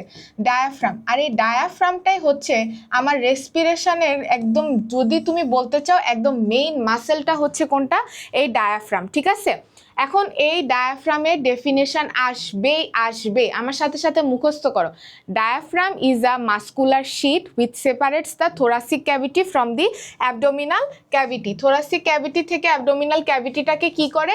এটা সেপারেট করে, আর এটা দেখতে একটা স্প্রেড আমব্রেলার মতো দেখায়, ঠিক আছে। এটা হচ্ছে একটা ছাতার মতো দেখায় আর কি, যেরকম ছাতা যেরকম এরকম স্প্রেড হয়ে থাকে, ঠিক ওই রকমই তোমার এই ডায়াফ্রামটা এরকম স্প্রেড হয়ে থাকে। এখন আসো আমরা একটু একটা রিয়েল ডায়াফ্রামের ছবি দেখি। এই যে দেখো, এই ছবিটা একটু তোমরা ভালো মতন করে ফোকাস করো। এই ছবিটার মধ্যে তোমরা যদি দেখে থাকো, এই যে মাস্কুলার একটা শিট, এই যে দেখতেছো, এটাই হচ্ছে তোমার এই যে এখানে যে আমরা ছবির মধ্যে দেখতেছি, এটাই হচ্ছে বেসিক্যালি তোমার কি, এটাই হচ্ছে তোমার সেই ডায়াফ্রাম। যে এটাকে আমি বলতেছি তোমার ডায়াফ্রাম, ঠিক আছে। এটাকে আমি কি বলছি? এটাই হচ্ছে তোমার সেই ডায়াফ্রাম, যেটা তোমার থোরাসিক ক্যাভিটি, এই যে উপরের যে রিজিয়নটা দেখতেছো, এটাই হচ্ছে সেই আমার থোরাসিক ক্যাভিটি। আর নিচের দিকে কি থাকে? অ্যাবডোমিনাল ক্যাভিটি ডায়াফ্রাম হচ্ছে এই জিনিসটাকে হইতেছে কি করতেছে, সেপারেট করতেছে। আর এটা রেসপিরেশনে একটা মেইন রোল প্লে করে ব্রিদিংয়ে, ওইটা আমরা একটু পরে বলবো। আর কয়েকটা মাসেল তোমাদেরকে জানতে হবে। দেখো আচ্ছা, আমার যে আমরা যে এদিকে হাত দিলে শক্ত শক্ত হাড়ের মতো আমাদের বুকের মানে রিজনে হাত দিলে কিছু দেখবে শক্ত হাড় তুমি ফিল করতে পারবা। এগুলাকে আসলে কি বলে জানো? এগুলাকে কি বলে বলো তো? এগুলাকে বলা হয় হচ্ছে তোমার রিবস। কি বলা হয় বলো তো একটু? এগুলাকে বলা হয় হচ্ছে রিবস। আচ্ছা, এখন দেখো এই একটা রিব, এই একটা রিব, এই একটা রিব, এই একটা রিব, এই একটা রিব। আচ্ছা, তোমরা ইন্টার শব্দটার অর্থ জানো? ইন্টার, ইন্টার শব্দটার অর্থ হচ্ছে বিটুইন টু। বিটুইন টু মানে দুয়ের মাঝে। তাহলে আমি যদি বলি যে দুইটা রিবের মাঝে যে মাসেলটা, এই যে দেখো দুইটা রিবের মাঝখানের যে মাসেলটা আমরা যদি একটু লক্ষ্য করি যে এটা, এই মাসেলগুলাকে বলা হয় ইন্টারকোস্টাল মাসেল। কি বলা হয় বলো একটু আমার সাথে সাথে? Intercostal muscle. তাহলে এটাকে বলা হচ্ছে ইন্টারকোস্টাল মাসেল। তাহলে this thing is basically known as intercostal muscle. তাহলে এটাকে কি বলবো আমরা? এটাকে আমরা বলবো হচ্ছে ইন্টারকোস্টাল মাসেল। ঠিক আছে? তার মানে এই যে রিবসগুলার মাঝে মাঝে যে মাসেলগুলো আছে এটাকে আমরা বলতেছি ইন্টারকোস্টাল মাসেল। এই যে intercostal muscle, intercostal muscle, intercostal muscle, এই যে মাসেলগুলা ইন্টারকোস্টাল মাসেল। তাহলে তোমাকে যদি কোশ্চেন করে যে রেসপিরেশনের জন্য ইম্পর্টেন্ট দুইটা মাসেলের নাম বলো, তাহলে তুমি কি বলবা? নাম্বার 1-এ বলবা হচ্ছে মোস্ট ইম্পর্টেন্ট মাসেল রেসপিরেশন বা ব্রিদিংয়ের জন্য হচ্ছে ডায়াফ্রাম। তাহলে একটা হচ্ছে ডায়াফ্রাম, আর নাম্বার 2 যেটা, সেটা কি? সেটা হচ্ছে তোমার ইন্টারকোস্টাল মাসেল। তাহলে ইন্টারকোস্টাল মাসেল। ঠিক আছে? আচ্ছা, এখন আসো হচ্ছে খুবই ইম্পর্টেন্ট জিনিস যেটা তোমাদেরকে জানতে হবে, সেটা কি?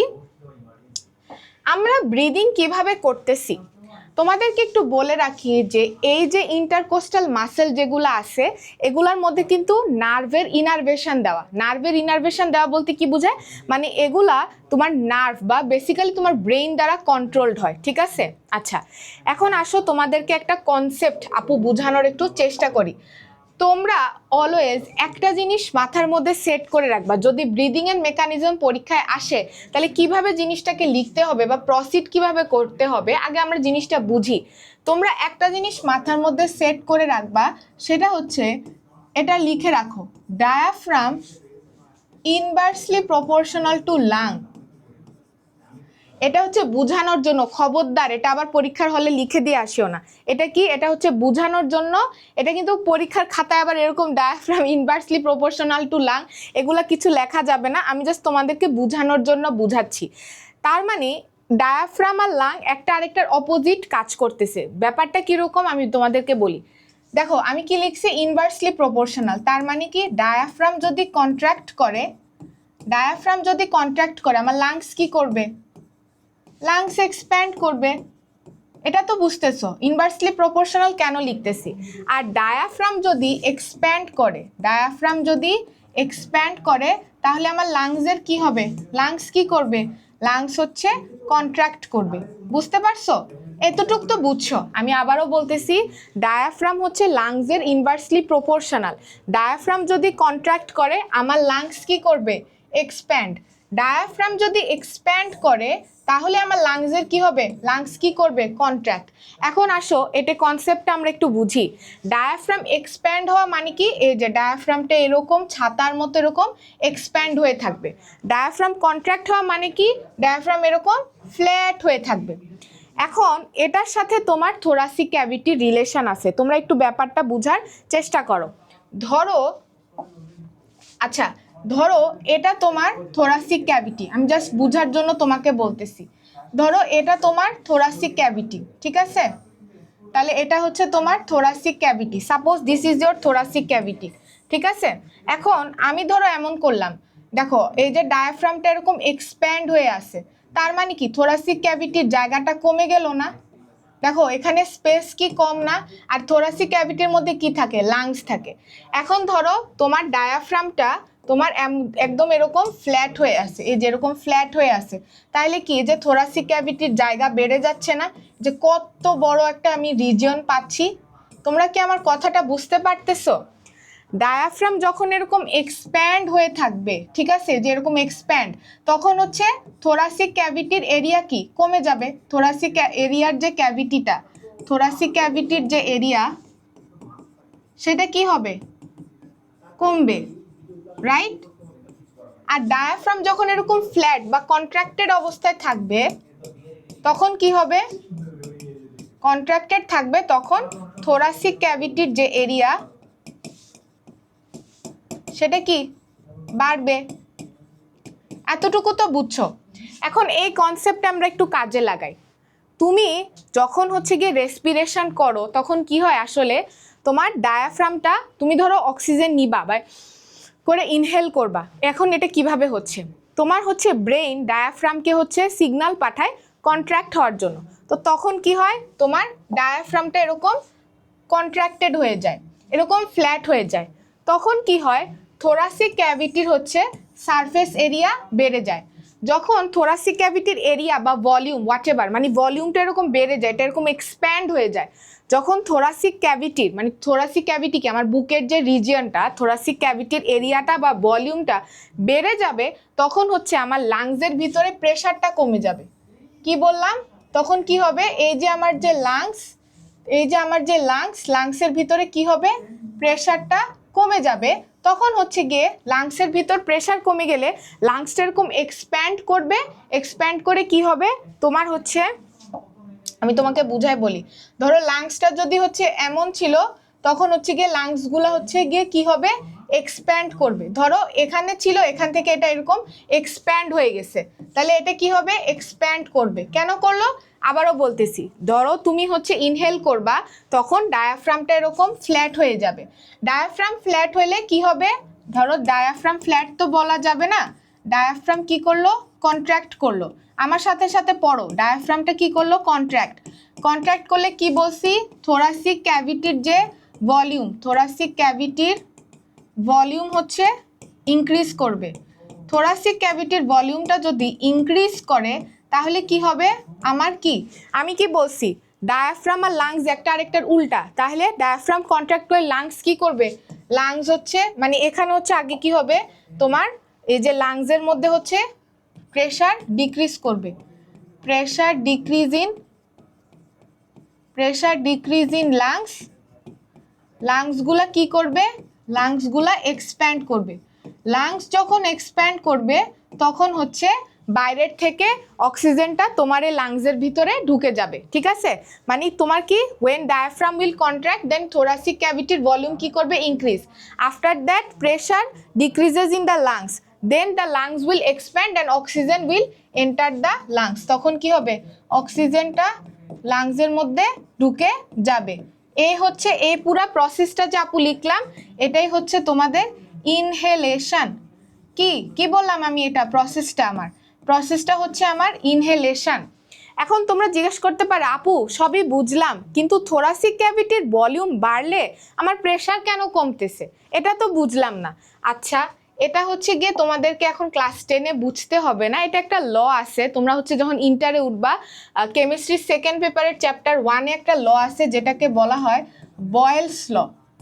কি বলে, বয়েলস ল। এই বয়েলস লটা তোমাদের কিন্তু কিছু পরীক্ষায় লিখতে হবে না, জাস্ট বোঝানোর জন্য বলতেছি।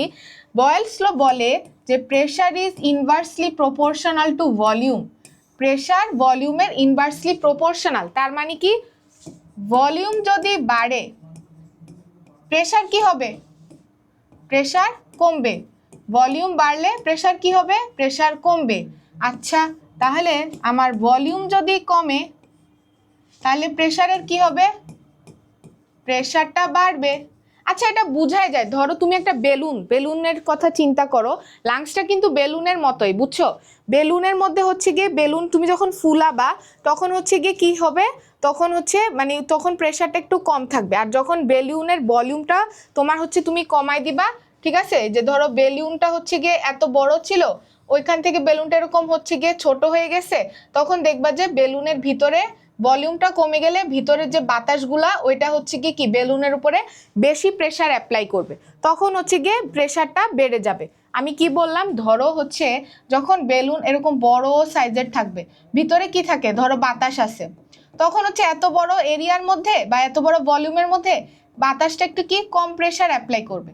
কিন্তু যখন ধরে সাইজটা আমি ছোট করে ফেললাম তখন কি হবে, ভিতরের তো বাতাস সেম থাকবে, তখন হচ্ছে এই এয়ার পার্টিকেলগুলো আমার এই বেলুনের মানে এই বেলুনের গায়ে কি বেশি বেশি প্রেশার অ্যাপ্লাই করবে। সেম জিনিসটাই তোমার লাংসের ক্ষেত্রে হয়।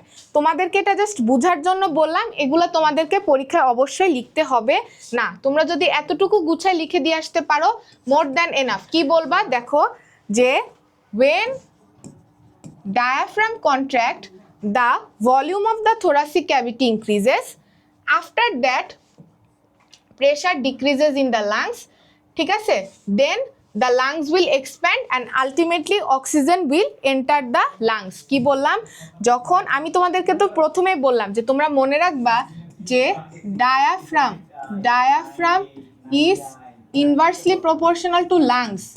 এটা মনে রাখবা, এই জিনিসটা মনে রাখবা, এটা আবার খাতায় লিখে দিয়ে আসিও না। এটা কি করবা, এটা মনে রাখবা, এটা খাতায় আবার লিখে দিয়ে আসবা না। যখন আমার ডায়াফ্রামটা কন্ট্রাক্ট করবে, যেরকম ফ্ল্যাট হয়ে যাবে, তখন আমার থোরাসিক ক্যাভিটির ভলিউম বাড়বে, যার কারণে লাংসের মধ্যে প্রেশারটা কমে যাবে আর লাংস হচ্ছে এক্সপ্যান্ড হয়ে যাবে। তার মানে তোমরা যদি প্রেশারের কথা না মনে রাখতে পারো, এভাবে লিখে দিয়ে আসবা, ডায়াফ্রাম যদি কন্ট্রাক্ট করে লাংস কি করবে, এক্সপ্যান্ড, তাহলে the lungs will expand and ultimately oxygen will enter the lungs. ঠিক আছে, অক্সিজেনটা ঢুকে গেল। এখন তোমাদের এখানে আরেকটা বিষয় আছে, সেটা কি, সেটা হচ্ছে দেখো, এখন হচ্ছে গিয়ে তোমার অক্সিজেন তো ঢুকলো, এখন এরপরে কি হবে, ডায়াফ্রামটা যখন হচ্ছে আমার থোরাসিক ক্যাভিটির ভলিউমটা এরকম এক্সপ্যান্ড হইলো, ডায়াফ্রামটা কন্ট্রাক্ট হইলো, অক্সিজেন লাংসের ভিতরে ঢুকলো, মানে তুমি আমার সাথে সাথে একটু নিঃশ্বাস নাও, যখন দেখবা করে নিঃশ্বাস নিচ্ছ, তুমি দেখবা যে তোমার থোরাসিক ক্যাভিটি এরকম ফুলে এরকম চওড়া হয়ে যাচ্ছে। তুমি একটু লক্ষ্য করো, আমার সাথে নিঃশ্বাস নাও একটু, দেখবা এই যে দেখো তোমার থোরাসিক ক্যাভিটিটা এরকম এক্সপ্যান্ড হচ্ছে। কিন্তু তুমি যখন করে নিঃশ্বাসটা ছেড়ে দিবা, তখন তোমার থোরাসিক ক্যাভিটির রিজিয়নটা কি হয়ে যাবে, ভলিউমটা কমে যাবে। তখন কি হয়, বেসিক্যালি তুমি যখন এক্সেলেশন করতেছো, এক্সেলেশন মানে তুমি কার্বন ডাইঅক্সাইডটা বের করে দিচ্ছ, ঠিক আছে, রিমুভাল অফ কার্বন ডাইঅক্সাইড করতেছো, ঠিক আছে, তুমি যখন কার্বন ডাইঅক্সাইডটা বের করে দিচ্ছ, তখন তোমার কি হবে, তোমার ডায়াফ্রামটা এরকম এক্সপ্যান্ড করবে, তোমার থোরাসিক ক্যাভিটির ভলিউমটা কমে যাবে, আর লাংসগুলো কন্ট্রাক্ট হয়ে লাংসের মধ্যে যে কার্বন ডাইঅক্সাইডগুলো ছিল ওগুলো হচ্ছে অ্যাটমসফিয়ারে বের করে দিবে। তাহলে আমি যদি হচ্ছে গিয়ে আবারও সিকোয়েন্স ওয়াইজ লিখি, তাহলে এখন এক্সেলেশনের ক্ষেত্রে কি হবে, এক্সেলেশনের ক্ষেত্রে এবার বলো আমার সাথে সাথে বলো, ডায়াফ্রাম কি করবে, আমি কি বললাম, ডায়াফ্রাম এক্সপ্যান্ড করবে।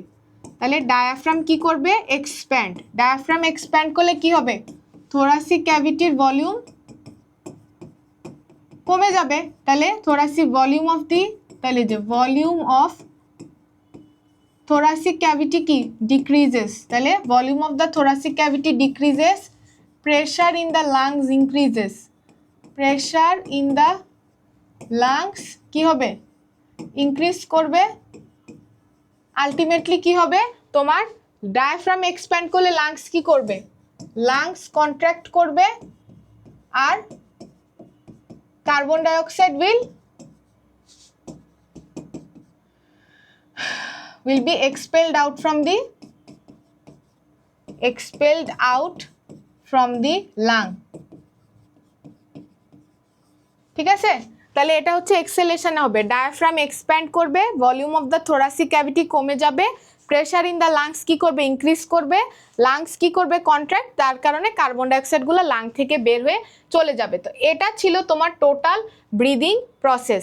আচ্ছা, এখন আমরা আসো ছবি দিয়ে দেখি, যে এতক্ষণ যে পড়াইলাম তাহলে এগুলা ছবির মধ্যে কিভাবে, এই ছবিটা তোমার বইয়ের মধ্যে দেওয়া আছে। দেখো এখানে তুমি ইনহেল করতেছো, যখন তুমি ইনহেল করবা তখন দেখবা যে তোমার থোরাসিক ক্যাভিটি রিল্যাক্স করবে, ডায়াফ্রাম কি করবে, কন্ট্রাক্ট। এই যে ডায়াফ্রাম হচ্ছে কন্ট্রাক্ট করলে থোরাসিক ক্যাভিটির এরিয়াটা তোমার কি বেড়ে যাবে, লাংসগুলো এক্সপ্যান্ড করবে, অক্সিজেনটা ভিতরে ঢুকবে। আর যখন তোমার হচ্ছে ডায়াফ্রামটা কি এরকম এক্সপ্যান্ড হয়ে যাবে, তখন হচ্ছে গিয়ে থোরাসিক ক্যাভিটির ডায়াফ্রাম এক্সপ্যান্ড করলে বাকি সব কিছু উল্টা হবে। ডায়াফ্রাম যদি এক্সপ্যান্ড করে বা ডায়াফ্রাম যদি রিল্যাক্স করে, মানে এরকম এক্সপ্যান্ডেড হয়ে যায়, তখন কি থোরাসিক ক্যাভিটির ভলিউম কি কমবে, থোরাসিক ক্যাভিটির ভলিউম কমলে প্রেশারটা আমার কি বাড়বে, আর ডায়াফ্রাম রিল্যাক্স করছে তার মানে লাংস কি করবে, কন্ট্রাক্ট করবে, করে কার্বন ডাইঅক্সাইডগুলা বের করে দিবে। তোমরা এই যে দেখো এই ছবিটার মধ্যে একটু খেয়াল করো, ঠিক আছে? এটা এখানে এক্সেলেশন আঁকানো আর এখানে কি ইনহেলেশন। এই ছবিটার দিকে খেয়াল করো, ইনহেলেশনে ডায়াফ্রামটা এই যেরকম তোমার কন্ট্রাক্ট করতেছে, থোরাসিক ক্যাভিটির এরিয়াটা এই যে দেখো দুই দিক দিয়ে বাড়তেছে। তোমার থোরাসিক ক্যাভিটির এরিয়া বাড়লে কি হবে, লাংসটাও কি করবে, এক্সপ্যান্ড করবে, ঠিক আছে? আর তখন হচ্ছে অক্সিজেনটা লাংসের ভিতরে ঢুকে যাবে। আর এক্সেলেশনে কি হয় দেখো, এক্সেলেশনে হয় কি তোমার হচ্ছে ডায়াফ্রামটা এরকম এক্সপ্যান্ড করলো, ডায়াফ্রামটা রিল্যাক্স হলো, মানে এক্সপ্যান্ড করা মানে ডায়াফ্রামটা রিল্যাক্সড হবে আর কি। তো ডায়াফ্রামটা রিল্যাক্স বা এক্সপ্যান্ড একই কথা, এক্সপ্যান্ড করলো, তারপরে থোরাসিক ক্যাভিটির ভলিউমটা কমে গেল, লাংসটা কি করবে, কন্ট্রাক্ট করবে, করে কার্বন ডাইঅক্সাইডটা অ্যাটমসফিয়ারে বের করে দিবে, ঠিক আছে? তাহলে আশা করি তোমরা এই বিষয়টা বুঝতে পারছো। দেখো এই যে তোমার হচ্ছে, তোমরা যদি পরীক্ষার হলে এই ফিগারটা আঁকে দিয়ে আসতে চাও তাহলে এই ফিগারটা আঁকতে পারো। তোমাদের বইয়ে যে ফিগারটা দাও এটা অনেক বেশি কঠিন, এই যে এখানে বসে বসে রিবস মানুষ এগুলো তোমরা আঁকাইতে পারবা না। তো ইনস্টেড তোমরা যদি এই ছবিটা দিয়ে আসতে চাও তাহলে দিয়ে আসতে পারো। এখানে কি, এখানে তোমরা এখানে কিভাবে ছবিটা আঁকবা আমি তোমাদেরকে বুঝাই বলতেছি। দেখো এখানে ইনহেলেশনে কি হবে, তুমি লিখবা যে ডায়াফ্রামটা কন্ট্রাক্ট করতেছে আর লাংসটা কি করতেছে, এই যে দেখো বাইরের দিকে অ্যারো চিহ্ন দিয়ে বোঝাচ্ছে যে লাংসটা এক্সপ্যান্ড করতেছে। আর এক্সেলেশনে কি হবে, ডায়াফ্রামটা হচ্ছে এই যে এরকম এক্সপ্যান্ড করলো বা রিল্যাক্স করলো, আর লাংসটা এখন হচ্ছে কি তোমার কন্ট্রাক্ট হয়ে যাবে। তো এই জন্য অ্যারো চিহ্ন ভিতরের দিকে আঁকাচ্ছে। আচ্ছা তোমাদেরকে আঁকাই দেখাই। তাহলে ধরো তুমি হচ্ছে এই যে তোমার তুমি কি আঁকাইলা, একটা লাংস আঁকাইলা, ঠিক আছে? আচ্ছা তাহলে তোমার এটা ধরো, ধরো এটা হচ্ছে তোমার লাংস, ঠিক আছে? এই যে এটা তোমার লাংস তুমি আঁকাইলা, আর নিচে তোমার হচ্ছে ডায়াফ্রাম। তাহলে তুমি এখানে লিখলা ডায়াফ্রাম, ডায়াফ্রাম ধরো কন্ট্রাক্ট, তাহলে লাংস কি করবে, এক্সপ্যান্ড। লাংস এক্সপ্যান্ড করা মানে কি, যে বাইরের দিকে অ্যারো চিহ্ন দিচ্ছি যে লাংসটা আমার এক্সপ্যান্ড করতেছে। তাহলে আমি লিখলাম যে লাংস কি করবে, এক্সপ্যান্ড করবে। এই প্রসেসটার নাম হচ্ছে ইনহেলেশন। এই প্রসেসটার নাম কি, এই প্রসেসটার নাম হচ্ছে ইনহেলেশন। ওকে আচ্ছা এখন আমি এক্সেলেশন আঁকবো। এক্সেলেশনে কি হবে, ধরো তুমি এই যে তুমি লাংসটা আঁকাইলা, এই যেভাবে করে তুমি লাংস আঁকাইলা, এই যে তোমার লাংস, এই যে তোমার লাংস, এখানে তুমি দেখাবা যে তোমার ডায়াফ্রামটা কি করতেছে, এরকম এক্সপ্যান্ড করতেছে। তখন তুমি লিখবা যে এই যে দেখো এখানে তুমি লিখবা যে ডায়াফ্রাম রিল্যাক্সেস, রিল্যাক্স করতেছে, অথবা এটাকে এক্সপ্যান্ডও লিখতে পারো। আর তাহলে এটার উল্টা হবে, লাং কি করবে, লাং কন্ট্রাক্ট, লাংস কন্ট্রাক্ট। এটা কিসের ফিগার, ফিগার এক্সহেলেশন। তোমাকে যদি কোশ্চেনে বলে যে explain the process of breathing, তখন তুমি এই ফিগারটা আঁকবা, আদারওয়াইজ কিন্তু আঁকার কোনো দরকার নাই, ঠিক আছে? তোমার কাছে যদি চায় যে তোমাকে ব্রিদিং প্রসেসটা এক্সপ্লেন করে বলো, তখন তুমি এই দুইটা ফিগার আঁকায় দিয়ে আসতে পারো। বইয়ের ওই কমপ্লেক্স রিপ টিপ এগুলো আঁকানো লাগবে না। এই যে ইনহেলেশন লিখবা ডায়াফ্রাম কন্ট্রাক্ট, আর এই যে বাইরের দিকে অ্যারো চিহ্ন দিয়ে বুঝাবা যে লাংসটা কি করতেছে, এক্সপ্যান্ড, ঠিক আছে? তো দিয়ে এই যে ভিতরে কার অক্সিজেন ঢুকতেছে।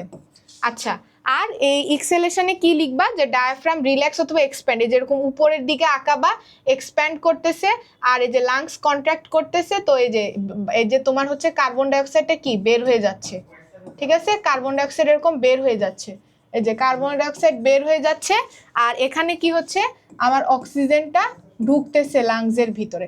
ইনহেলেশনে অক্সিজেন ঢুকছে, এক্সেলেশনে কার্বন ডাইঅক্সাইডটা বের হয়ে যাচ্ছে। এটা ছিল তোমার পুরা টোটাল ব্রিদিং প্রসেস। আমি তো বললাম, তাও যদি তুমি কিছু না মনে রাখতে পারো, ব্রিদিংয়ে মনে রাখবা ডায়াফ্রাম আর লাংস একটা আরেকটার উল্টা। ডায়াফ্রাম যদি কন্ট্রাক্ট করে লাংস এক্সপ্যান্ড করবে, ডায়াফ্রাম যদি এক্সপ্যান্ড করে লাংস কি করবে, তোমার ডায়াফ্রাম এক্সপ্যান্ড করলে লাংস কন্ট্রাক্ট করবে। তাহলে কি ডায়াফ্রাম যদি কন্ট্রাক্ট করে লাংস কি হবে এক্সপ্যান্ড, ডায়াফ্রাম যদি এক্সপ্যান্ড করে লাংস কি হবে কন্ট্রাক্ট, মানে একটা আরেকটার উল্টা হবে। অলওয়েজ এটা মনে রাখবা যে একটা আরেকটার উল্টা হইতেছে। এভাবে যখন হচ্ছে কি এক্সপ্যান্ড হচ্ছে, বুক ভরা নিঃশ্বাস নিলাম, অক্সিজেন ঢুকে গেল, লাংসটা এরকম বড় হয়ে গেল, তাহলে এটা কি এক্সপ্যান্ড হচ্ছে, এটা কি ইনহেলেশন। আর করে কার্বন ডাইঅক্সাইড সব বের করে দিচ্ছি, লাংসটা চুপসায় গিয়ে তোমার কার্বন ডাইঅক্সাইড সব বের করে দিচ্ছে, লাংস কন্ট্রাক্ট করতেছে, ডায়াফ্রাম রিল্যাক্স অথবা এক্সপ্যান্ড হচ্ছে। এই পুরা জিনিসটা তোমরা বুঝছো কিনা বলো তো? এই যে এখানে এই ছবির মধ্যে দেওয়া, এখানে হচ্ছে এই যে এই ছবির মধ্যে হচ্ছে থোরাসিক ক্যাভিটি সহ হচ্ছে পুরা জিনিসটা এখানে এক্সপ্লেন করা আছে। তোমরা তো পিডিএফ পেয়ে যাবা, তো পিডিএফে হচ্ছে তোমরা এই জিনিসটা দেখে নিতে পারো। আর এমনি তো এই ছবির মধ্যে আছে, if you want you can take a screenshot, ঠিক আছে? আচ্ছা, এটা ছিল তোমার টোটাল ব্রিদিং প্রসেস, কেমন? আচ্ছা, তাহলে আমরা এখন ব্রিদিং পড়ে ফেললাম। ব্রিদিং এর পরে এখন আমরা যেটা পড়বো সেটা হচ্ছে অ্যাবজর্পশন অফ অক্সিজেন, ঠিক আছে? অ্যাবজর্পশন অফ অক্সিজেন, আর এরপরে পড়বো absorption of carbon dioxide. Absorption of oxygen জিনিসটা কি? অ্যাবজর্পশন অফ অক্সিজেন জিনিসটা হচ্ছে তোমার এই যে আমরা তো যে অক্সিজেনটা নিলাম, তো নিয়ে এটা হচ্ছে তোমার বডিতে অক্সিজেন যাবে কিভাবে, এটাও তো একটা কোশ্চেন, রাইট? যে অক্সিজেনটা তো তুমি ইনহেল করলা, অক্সিজেন নিলা, তো এখন তোমার প্রত্যেকটা সেলের মধ্যে তো অক্সিজেন যাওয়া লাগবে, তোমার প্রত্যেকটা সেলের অক্সিজেন দরকার। এই সেল পর্যন্ত, এই যে ধরো এটা যদি একটা সেল হয়, আমার সেল পর্যন্ত অক্সিজেন কিভাবে যাবে, কোশ্চেন। তো এই সেল পর্যন্ত অক্সিজেন নেওয়ার দায়িত্ব কার জানো? অক্সিজেন সেল পর্যন্ত অক্সিজেন নেওয়ার দায়িত্ব হচ্ছে আমাদের আরবিসির। আরবিসিরও না, মানে আরবিসির মধ্যে যে হিমোগ্লোবিন থাকে, আরবিসির মধ্যে যে হিমোগ্লোবিন থাকে, ওই হিমোগ্লোবিন বেসিক্যালি এই অক্সিজেনটাকে ট্রান্সপোর্ট করে। ওই হিমোগ্লোবিন বেসিক্যালি অক্সিজেনটাকে কি করে? ট্রান্সপোর্ট করে। তোমার হিমোগ্লোবিনের সাথে, হিমোগ্লোবিন বলতে হিমোগ্লোবিনের ভিতরে থাকে আয়রন কম্পাউন্ড, এই আয়রনের সাথে বেসিক্যালি অক্সিজেন কি করে? বাইন্ড করে। ওইটা আপাতত তোমরা এই লেভেলে না জানলেও হবে। তোমরা মনে রাখবা যে অক্সিজেনটা হিমোগ্লোবিনের সাথে অক্সি হিমোগ্লোবিন ফর্ম করবে, যেটা একটা আনস্টেবল কম্পাউন্ড। সেটা কি? এটা আনস্টেবল কম্পাউন্ড, এটা ফর্ম করে আবার সাথে সাথে কিছুক্ষণ পরে এটা হচ্ছে ব্রেকডাউন হয়ে যাইতে পারে, ঠিক আছে? অক্সিজেন অক্সি হিমোগ্লোবিন সাবস্টেন্সটা কোনো একটা একদম স্টেবল কম্পাউন্ড না যে ফর্ম হইলো আর ভাঙবে না, এটা খুব ইজিলি ভেঙে যাইতে পারে। ভেঙে কি হয় দেখো, অক্সি হিমোগ্লোবিন ব্রেকডাউন করে ফ্রি অক্সিজেন আর হিমোগ্লোবিন যেটা ছিল সেটা ফ্রি হয়ে যাচ্ছে, ইজি। তাহলে এখন আসো আমরা একটু প্রসেসটা বুঝি যে কিভাবে কি হচ্ছে। আমার কথাটা একটু মনোযোগ দিয়ে শোনার চেষ্টা করো। আসো আমরা অ্যালভিওলাস থেকে শুরু করি। এই ছিল আমার অ্যালভিওলাস, অ্যালভিওলাসের সাথে ছিল অনেকগুলা ক্যাপিলারিস। অ্যালভিওলাসের সাথে কি ছিল? এই যে অ্যালভিওলাসের সাথে ছিল ক্যাপিলারিস। ক্যাপিলারিজের মধ্যে কি থাকে? Red blood cell. ক্যাপিলারিজের মধ্যে কি থাকে? Red blood cell. Red blood সেলের মধ্যে কি থাকে? হিমোগ্লোবিন। তাহলে এই অক্সিজেনটা অ্যালভিওলাস থেকে ব্লাড ভেসেলে ঢুকলো, ঢুকে তোমার কি ফর্ম করলো? ফর্ম করলো হচ্ছে অক্সি হিমোগ্লোবিন। Oxy haemoglobin. এখন মানে কত বেশি অক্সি হিমোগ্লোবিন ফর্ম হবে এটা ডিপেন্ড করে প্লাজমার মধ্যে। প্লাজমা কি মানে হচ্ছে তোমার হচ্ছে রক্তের মধ্যে কি কি থাকে, রক্ত মানে আমার ব্লাডের মধ্যে কি কি থাকে, এটা তোমাদের চ্যাপ্টার 6-এর পড়া। ব্লাডের মধ্যে থাকে প্লাজমা, আর তার সাথে থাকে হচ্ছে ব্লাড সেলস, আরবিসি, ডাব্লিউবিসি আর প্লাটিলেটস, ঠিক আছে? ব্লাডের যে লিকুইড পোর্শন, ব্লাডের যে লিকুইড পোর্শন এটাকে আমরা বলি প্লাজমা। এখন প্লাজমার মধ্যে অক্সিজেনের কনসেন্ট্রেশনের উপর ডিপেন্ড করে যে আমার কতটুকু অক্সি হিমোগ্লোবিন ফর্ম করবে, ঠিক আছে? মানে প্লাজমার মধ্যে অক্সিজেনের কনসেন্ট্রেশন যদি কম থাকে আমার বেশি বেশি অক্সি হিমোগ্লোবিন ফর্ম হবে, ঠিক আছে? আচ্ছা, এখন দেখো তোমার ধরো অক্সি হিমোগ্লোবিন ফর্ম হইলো, এখন কি হবে? এই যে তোমার অক্সি হিমোগ্লোবিন যুক্ত বা অক্সিজেন যুক্ত যে ব্লাড, এটা কোথায় যাবে? এটা যাবে হচ্ছে তোমার লাংস থেকে direct, it will go to your heart. Lungs থেকে কোথায় যাবে? লাংস থেকে তোমার এটা যাবে তোমার হার্টে। হার্টের লেফট চেম্বার যেটা আছে, হার্টের যে লেফট চেম্বার আছে সেখানে যাবে। হার্টের লেফট চেম্বার থেকে তোমার আর্চ অফ অ্যাওর্টা হয়ে এই ব্লাডটা পুরা বডিতে সার্কুলেটেড হয়ে যাবে, পুরা বডিতে এটা সার্কুলেটেড হয়ে যাবে। পুরা বডিতে সার্কুলেটেড হয়ে যাওয়ার পরে তোমার কি হবে, এখন আমরা একদম সেলুলার লেভেলে জিনিসগুলা পড়বো। ধরো সাপোজ এটা হচ্ছে একটা সেল, আমার কথাটা মনোযোগ দিয়ে দেখো, এটা একটা সেল, এটা একটা সেল, সেলের মধ্যে কি থাকে, গ্লুকোজ। আমার গ্লুকোজকে অক্সিডাইজ করার জন্য লাগবে অক্সিজেন, যেটা আলটিমেটলি কার্বন ডাইঅক্সাইড, ওয়াটার আর এটিপি তৈরি করবে।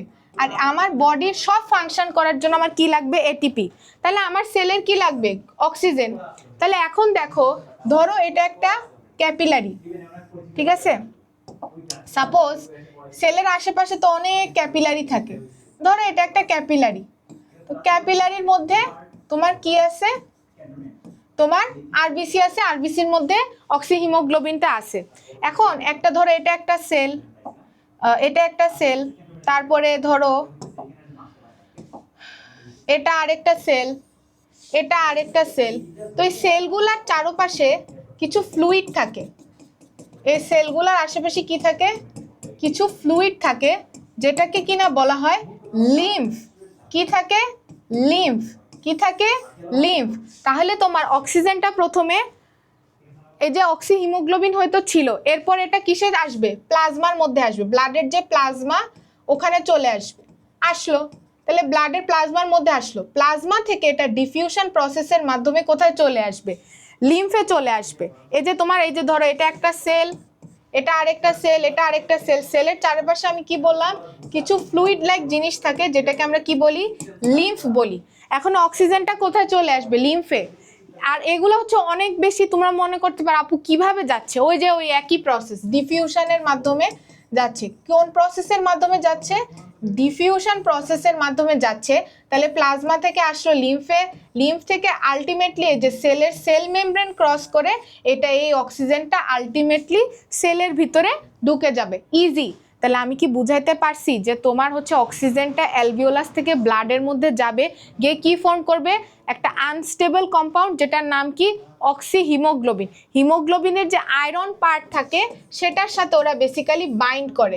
অক্সিহিমোগ্লোবিন খুবই একটা আনস্টেবল কম্পাউন্ড, এটা হচ্ছে ইজিলি ব্রেকডাউন করে, ব্রেকডাউন করে অক্সিহিমোগ্লোবিন ব্রেকডাউন করে কি ফর্ম করে, ফ্রি অক্সিজেন, আর বাকি যেটা হিমোগ্লোবিন ছিল সেটা সেটার মতনই থাকবে। ওই দুইটা রিয়াকশন তোমাদেরকে মাস্ট খাতায় লিখতে হবে। লেখার পরে এটা কোনটার থেকে কোনটা যাচ্ছে, এটা এই অক্সিজেনটা first enters into the plasma, then it goes to the lymph, and after that it goes to the cell. সেলের মধ্যে কি থাকে, সেলের মধ্যে থাকে গ্লুকোজ, সেলের মধ্যে কি থাকে, সেলের মধ্যে থাকে গ্লুকোজ। এটা তো তোমরা পড়ছো তাই না, এটা তোমরা তো পড়ছো, C6H12O6, গ্লুকোজ থাকে, অক্সিজেন থাকে, এটা ব্রেকডাউন করে আমার এখানে কি ফর্ম হবে, carbon dioxide plus water plus 38 ATP. আর এই এটিপি আমার বডির যত ফাংশন আছে সব কিছু করার জন্য লাগবে। তাহলে এজন্যই কি আমার অক্সিজেনটা অনেক বেশি ইম্পর্টেন্ট, ভেরি ভেরি ইম্পর্টেন্ট। এখন দেখো সেলুলার, তাহলে তোমরা কি ট্রান্সপোর্ট অফ অক্সিজেনটা তো বুঝছো। এখন দেখো এই যে সেলের মধ্যে অক্সিজেনটা ঢুকলো, গ্লুকোজের সাথে রিয়াক্ট করলো, করে কার্বন ডাই অক্সাইড ফর্ম করলো। এই কার্বন ডাই অক্সাইড এই যে ফর্ম হইলো, এটা আমার বডির জন্য হার্মফুল। কার্বন ডাই অক্সাইড আমার বডিতে থাকা যাবে না, কার্বন ডাই অক্সাইড আমার বডির জন্য হার্মফুল। এজন্যই তো আমরা কি অক্সিজেন নেই, বডির ভিতরে ঢুকাই করে কার্বন ডাই অক্সাইডটা বের করে দিই, এটা তো বুঝছো। এখন কার্বন ডাই অক্সাইডটা তো আসে তোমার সেলের মধ্যে, সেল থেকে এখন এটা লাংসে কিভাবে যাবে, লাংস থেকে সেলের মধ্যে অক্সিজেন তো আসলো, অক্সিহিমোগ্লোবিন ফর্ম করলো, আসলো প্লাজমাতে গেল, লিম্ফে গেল, সেলে গেল। এখন আমার সেলের মধ্যে যে কার্বন ডাই অক্সাইড তৈরি হয়ে বসে আছে, এই কার্বন ডাই অক্সাইডটা লাংস পর্যন্ত তো আমার নিতে হবে, রাইট। কিভাবে যাবে, যাওয়ার প্রসেসটা হইতেছে লুক।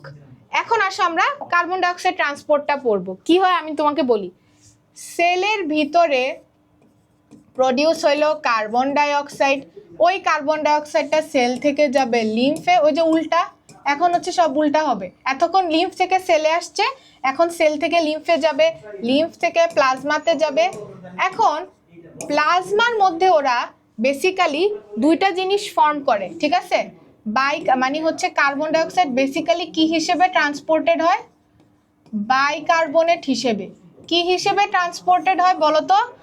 এটা হচ্ছে গিয়ে বাইকার্বনেট হিসেবে ট্রান্সপোর্টেড হয়। আচ্ছা, তাহলে এটা কি হিসেবে ট্রান্সপোর্টেড হয়? বাইকার্বনেট হিসেবে ট্রান্সপোর্টেড হয়। এখন দেখো তোমার এটা দুই ধরনের বাইকার্বনেট ফর্ম করে। ওয়ান ইজ সোডিয়াম বাইকার্বনেট, একটা হচ্ছে সোডিয়াম বাইকার্বনেট, আর আরেকটা হচ্ছে পটাশিয়াম বাইকার্বনেট। একটা হচ্ছে সোডিয়াম বাইকার্বনেট আর আরেকটা হচ্ছে পটাশিয়াম বাইকার্বনেট। এখন সোডিয়াম বাইকার্বনেট কিসের মধ্যে থাকে, পটাশিয়াম বাইকার্বনেট কিসের মধ্যে থাকে? সোডিয়াম বাইকার্বনেট প্লাজমার মধ্যে ফর্ম হয়, সোডিয়াম বাইকার্বনেট প্লাজমার মধ্যে ফর্ম হয়। পটাশিয়াম বাইকার্বনেট আরবিসির মধ্যে ফর্ম হয়, রেড ব্লাড কর্পাস সেলের মধ্যে ফর্ম হয়। তাহলে আমি আবারও বলি, কার্বন ডাইঅক্সাইডটা তোমার ব্লাডের মধ্যে কিভাবে ট্রান্সপোর্টেড হয়? বাইকার্বনেট হিসেবে, মানে কার্বন ডাইঅক্সাইডটা তোমার প্লাজমার মধ্যে যে সোডিয়াম থাকে ওইটার সাথে রিয়াক্ট করে সোডিয়াম বাইকার্বনেট ফর্ম করে। আর বাকি যে কার্বন ডাইঅক্সাইড থাকে আরবিসির মধ্যে পটাশিয়াম থাকে, বুঝছো? মানে একটা আরবিসির মধ্যে অনেক কিছু থাকে, এটা ধরো একটা আরবিসির ভিতরে যে পটাশিয়াম, ওই পটাশিয়ামের সাথে কার্বন ডাইঅক্সাইডটা রিয়াক্ট করে ফর্ম করে potassium bicarbonate, potassium bicarbonate form করে। এখন তোমাদের এমসিকিউতে আসে যে কার্বন ডাইঅক্সাইড প্লাজমাতে কি হিসেবে হচ্ছে ট্রান্সপোর্টেড হয়, সোডিয়াম বাইকার্বনেট না পটাশিয়াম বাইকার্বনেট? তোমরা ম্যাক্সিমামই ভুল করে দিয়ে আসো যে কি হবে সোডিয়াম না পটাশিয়াম, সোডিয়াম না পটাশিয়াম, সোডিয়াম না পটাশিয়াম। এটা মনে রাখার একটা ট্রিক্স বলে দিচ্ছি তোমাদেরকে, তোমরা মনে রাখবা নাপ। কি মনে রাখবা? নাপ। বাংলায় যদি বলি নাপ, এটা কোনো শব্দ না, জাস্ট মনে রাখার জন্য। নাপা দিয়ে মনে রাখতে পারো, নাপা মানে দেখো, না মানে কি সোডিয়াম, না মানে কি সোডিয়াম, পি দিয়ে কি প্লাজমা, তার মানে প্লাজমার মধ্যে এটা সোডিয়াম বাইকার্বনেট হিসেবে ট্রান্সপোর্টেড হয়। ঠিক আছে, প্লাজমার মধ্যে এটা কি সোডিয়াম বাইকার্বনেট হিসেবে ট্রান্সপোর্টেড হয়। আর আরবিসিতে মনে রাখতে পারো কার দিয়ে, কে এ আর, জাস্ট মনে রাখার জন্য। কে তে হচ্ছে পটাশিয়াম আর আর দিয়ে কি রেড ব্লাড সেল, তার মানে পটাশিয়াম বাইকার্বনেট হিসেবে কার্বন ডাইঅক্সাইড কিসের মধ্যে ট্রান্সপোর্টেড হয়? আরবিসিতে। আর কি মনে রাখতে বলছি? নাপ, এনএপি, তার মানে কি সোডিয়াম বাইকার্বনেট হিসেবে কিসে ট্রান্সপোর্টেড হয়? প্লাজমা, তোমার প্লাজমা। তাহলে এই যে সোডিয়াম বাইকার্বনেট হিসেবে প্লাজমার মধ্যে কার্বন ডাইঅক্সাইডটা ট্রান্সপোর্টেড হচ্ছে। এরপরে ওই যে তোমার অ্যালভিওলাসের কাছে ওরা গেল, অ্যালভিওলাসের কাছে গেল, ক্যাপিলারিস থেকে কার্বন ডাইঅক্সাইডটা ডিফিউশনের মাধ্যমে অ্যালভিওলাসে ঢুকলো, আর এরপরে এই অ্যালভিওলাস থেকে কার্বন ডাইঅক্সাইডটা বের হয়ে চলে গেল। এটা ছিল আমার ট্রান্সপোর্ট অফ কার্বন ডাইঅক্সাইড। তাহলে আশা করি তোমরা এই পুরো জিনিসটা খুব ভালো মতন করে বুঝতে পারছো। আমরা প্রথমে ব্রিদিং শিখলাম যে তুমি নিঃশ্বাস প্রশ্বাস কিভাবে নিতেছো, অক্সিজেন কিভাবে নিচ্ছ, কার্বন ডাইঅক্সাইড কিভাবে ছাড়তেছো। এরপরে আমরা একদম সেলুলার লেভেলে চলে গেলাম যে তোমার এই অক্সিজেন আর কার্বন ডাইঅক্সাইডটা কিভাবে তোমার ট্রান্সপোর্টেড হচ্ছে। এই যে তোমরা এই ছবির মধ্যে একদম সুন্দর করে দেখতে পারো, আপু এতক্ষণ যা পড়াইছি, এই যে দেখো alveolus, oxygen is carried as oxy haemoglobin see. তারপরে এই যে এগুলা হচ্ছে তোমার সেল, বডির সেল। এই যে এই ক্যাপিলারি থেকে প্রথমে হচ্ছে এই যে সেলগুলোর আশেপাশে কি থাকে, লিম্ফ থাকে। প্রথমে হচ্ছে গিয়ে এই অক্সিজেনটা লিম্ফের মধ্যে ঢুকে, তারপরে আলটিমেটলি লিম্ফ থেকে সেলের মধ্যে কি অক্সিজেনগুলো ঢুকে যায়। আর সেলের মধ্যে যে কার্বন ডাইঅক্সাইডগুলো প্রডিউস হয়েছে ওগুলো হচ্ছে আবার ব্লাডের মধ্যে চলে যায়, কি হিসেবে যায়? বাইকার্বনেট হিসেবে। প্লাজমার মধ্যে থাকে হচ্ছে সোডিয়াম বাইকার্বনেট হিসেবে, আর তোমার প্লাজমার মধ্যে থাকে সোডিয়াম বাইকার্বনেট, আর আরবিসির মধ্যে কিভাবে মনে রাখতে, কার মানে পটাশিয়াম বাইকার্বনেট হিসেবে। তোমার প্লাজমার মধ্যে এটা প্লাজমার মধ্যে এটা ট্রান্সপোর্ট হয় সোডিয়াম বাইকার্বনেট হিসেবে, আর তোমার আরবিসির মধ্যে এটা ট্রান্সপোর্টেড হয় পটাশিয়াম বাইকার্বনেট হিসেবে। তাহলে আশা করি তোমরা পুরো জিনিসটা খুব ভালো মতন করে বুঝতে পারছো। তোমাদের আই গেস বুঝতে আর কোনো অসুবিধা হবে না, ঠিক আছে? আচ্ছা,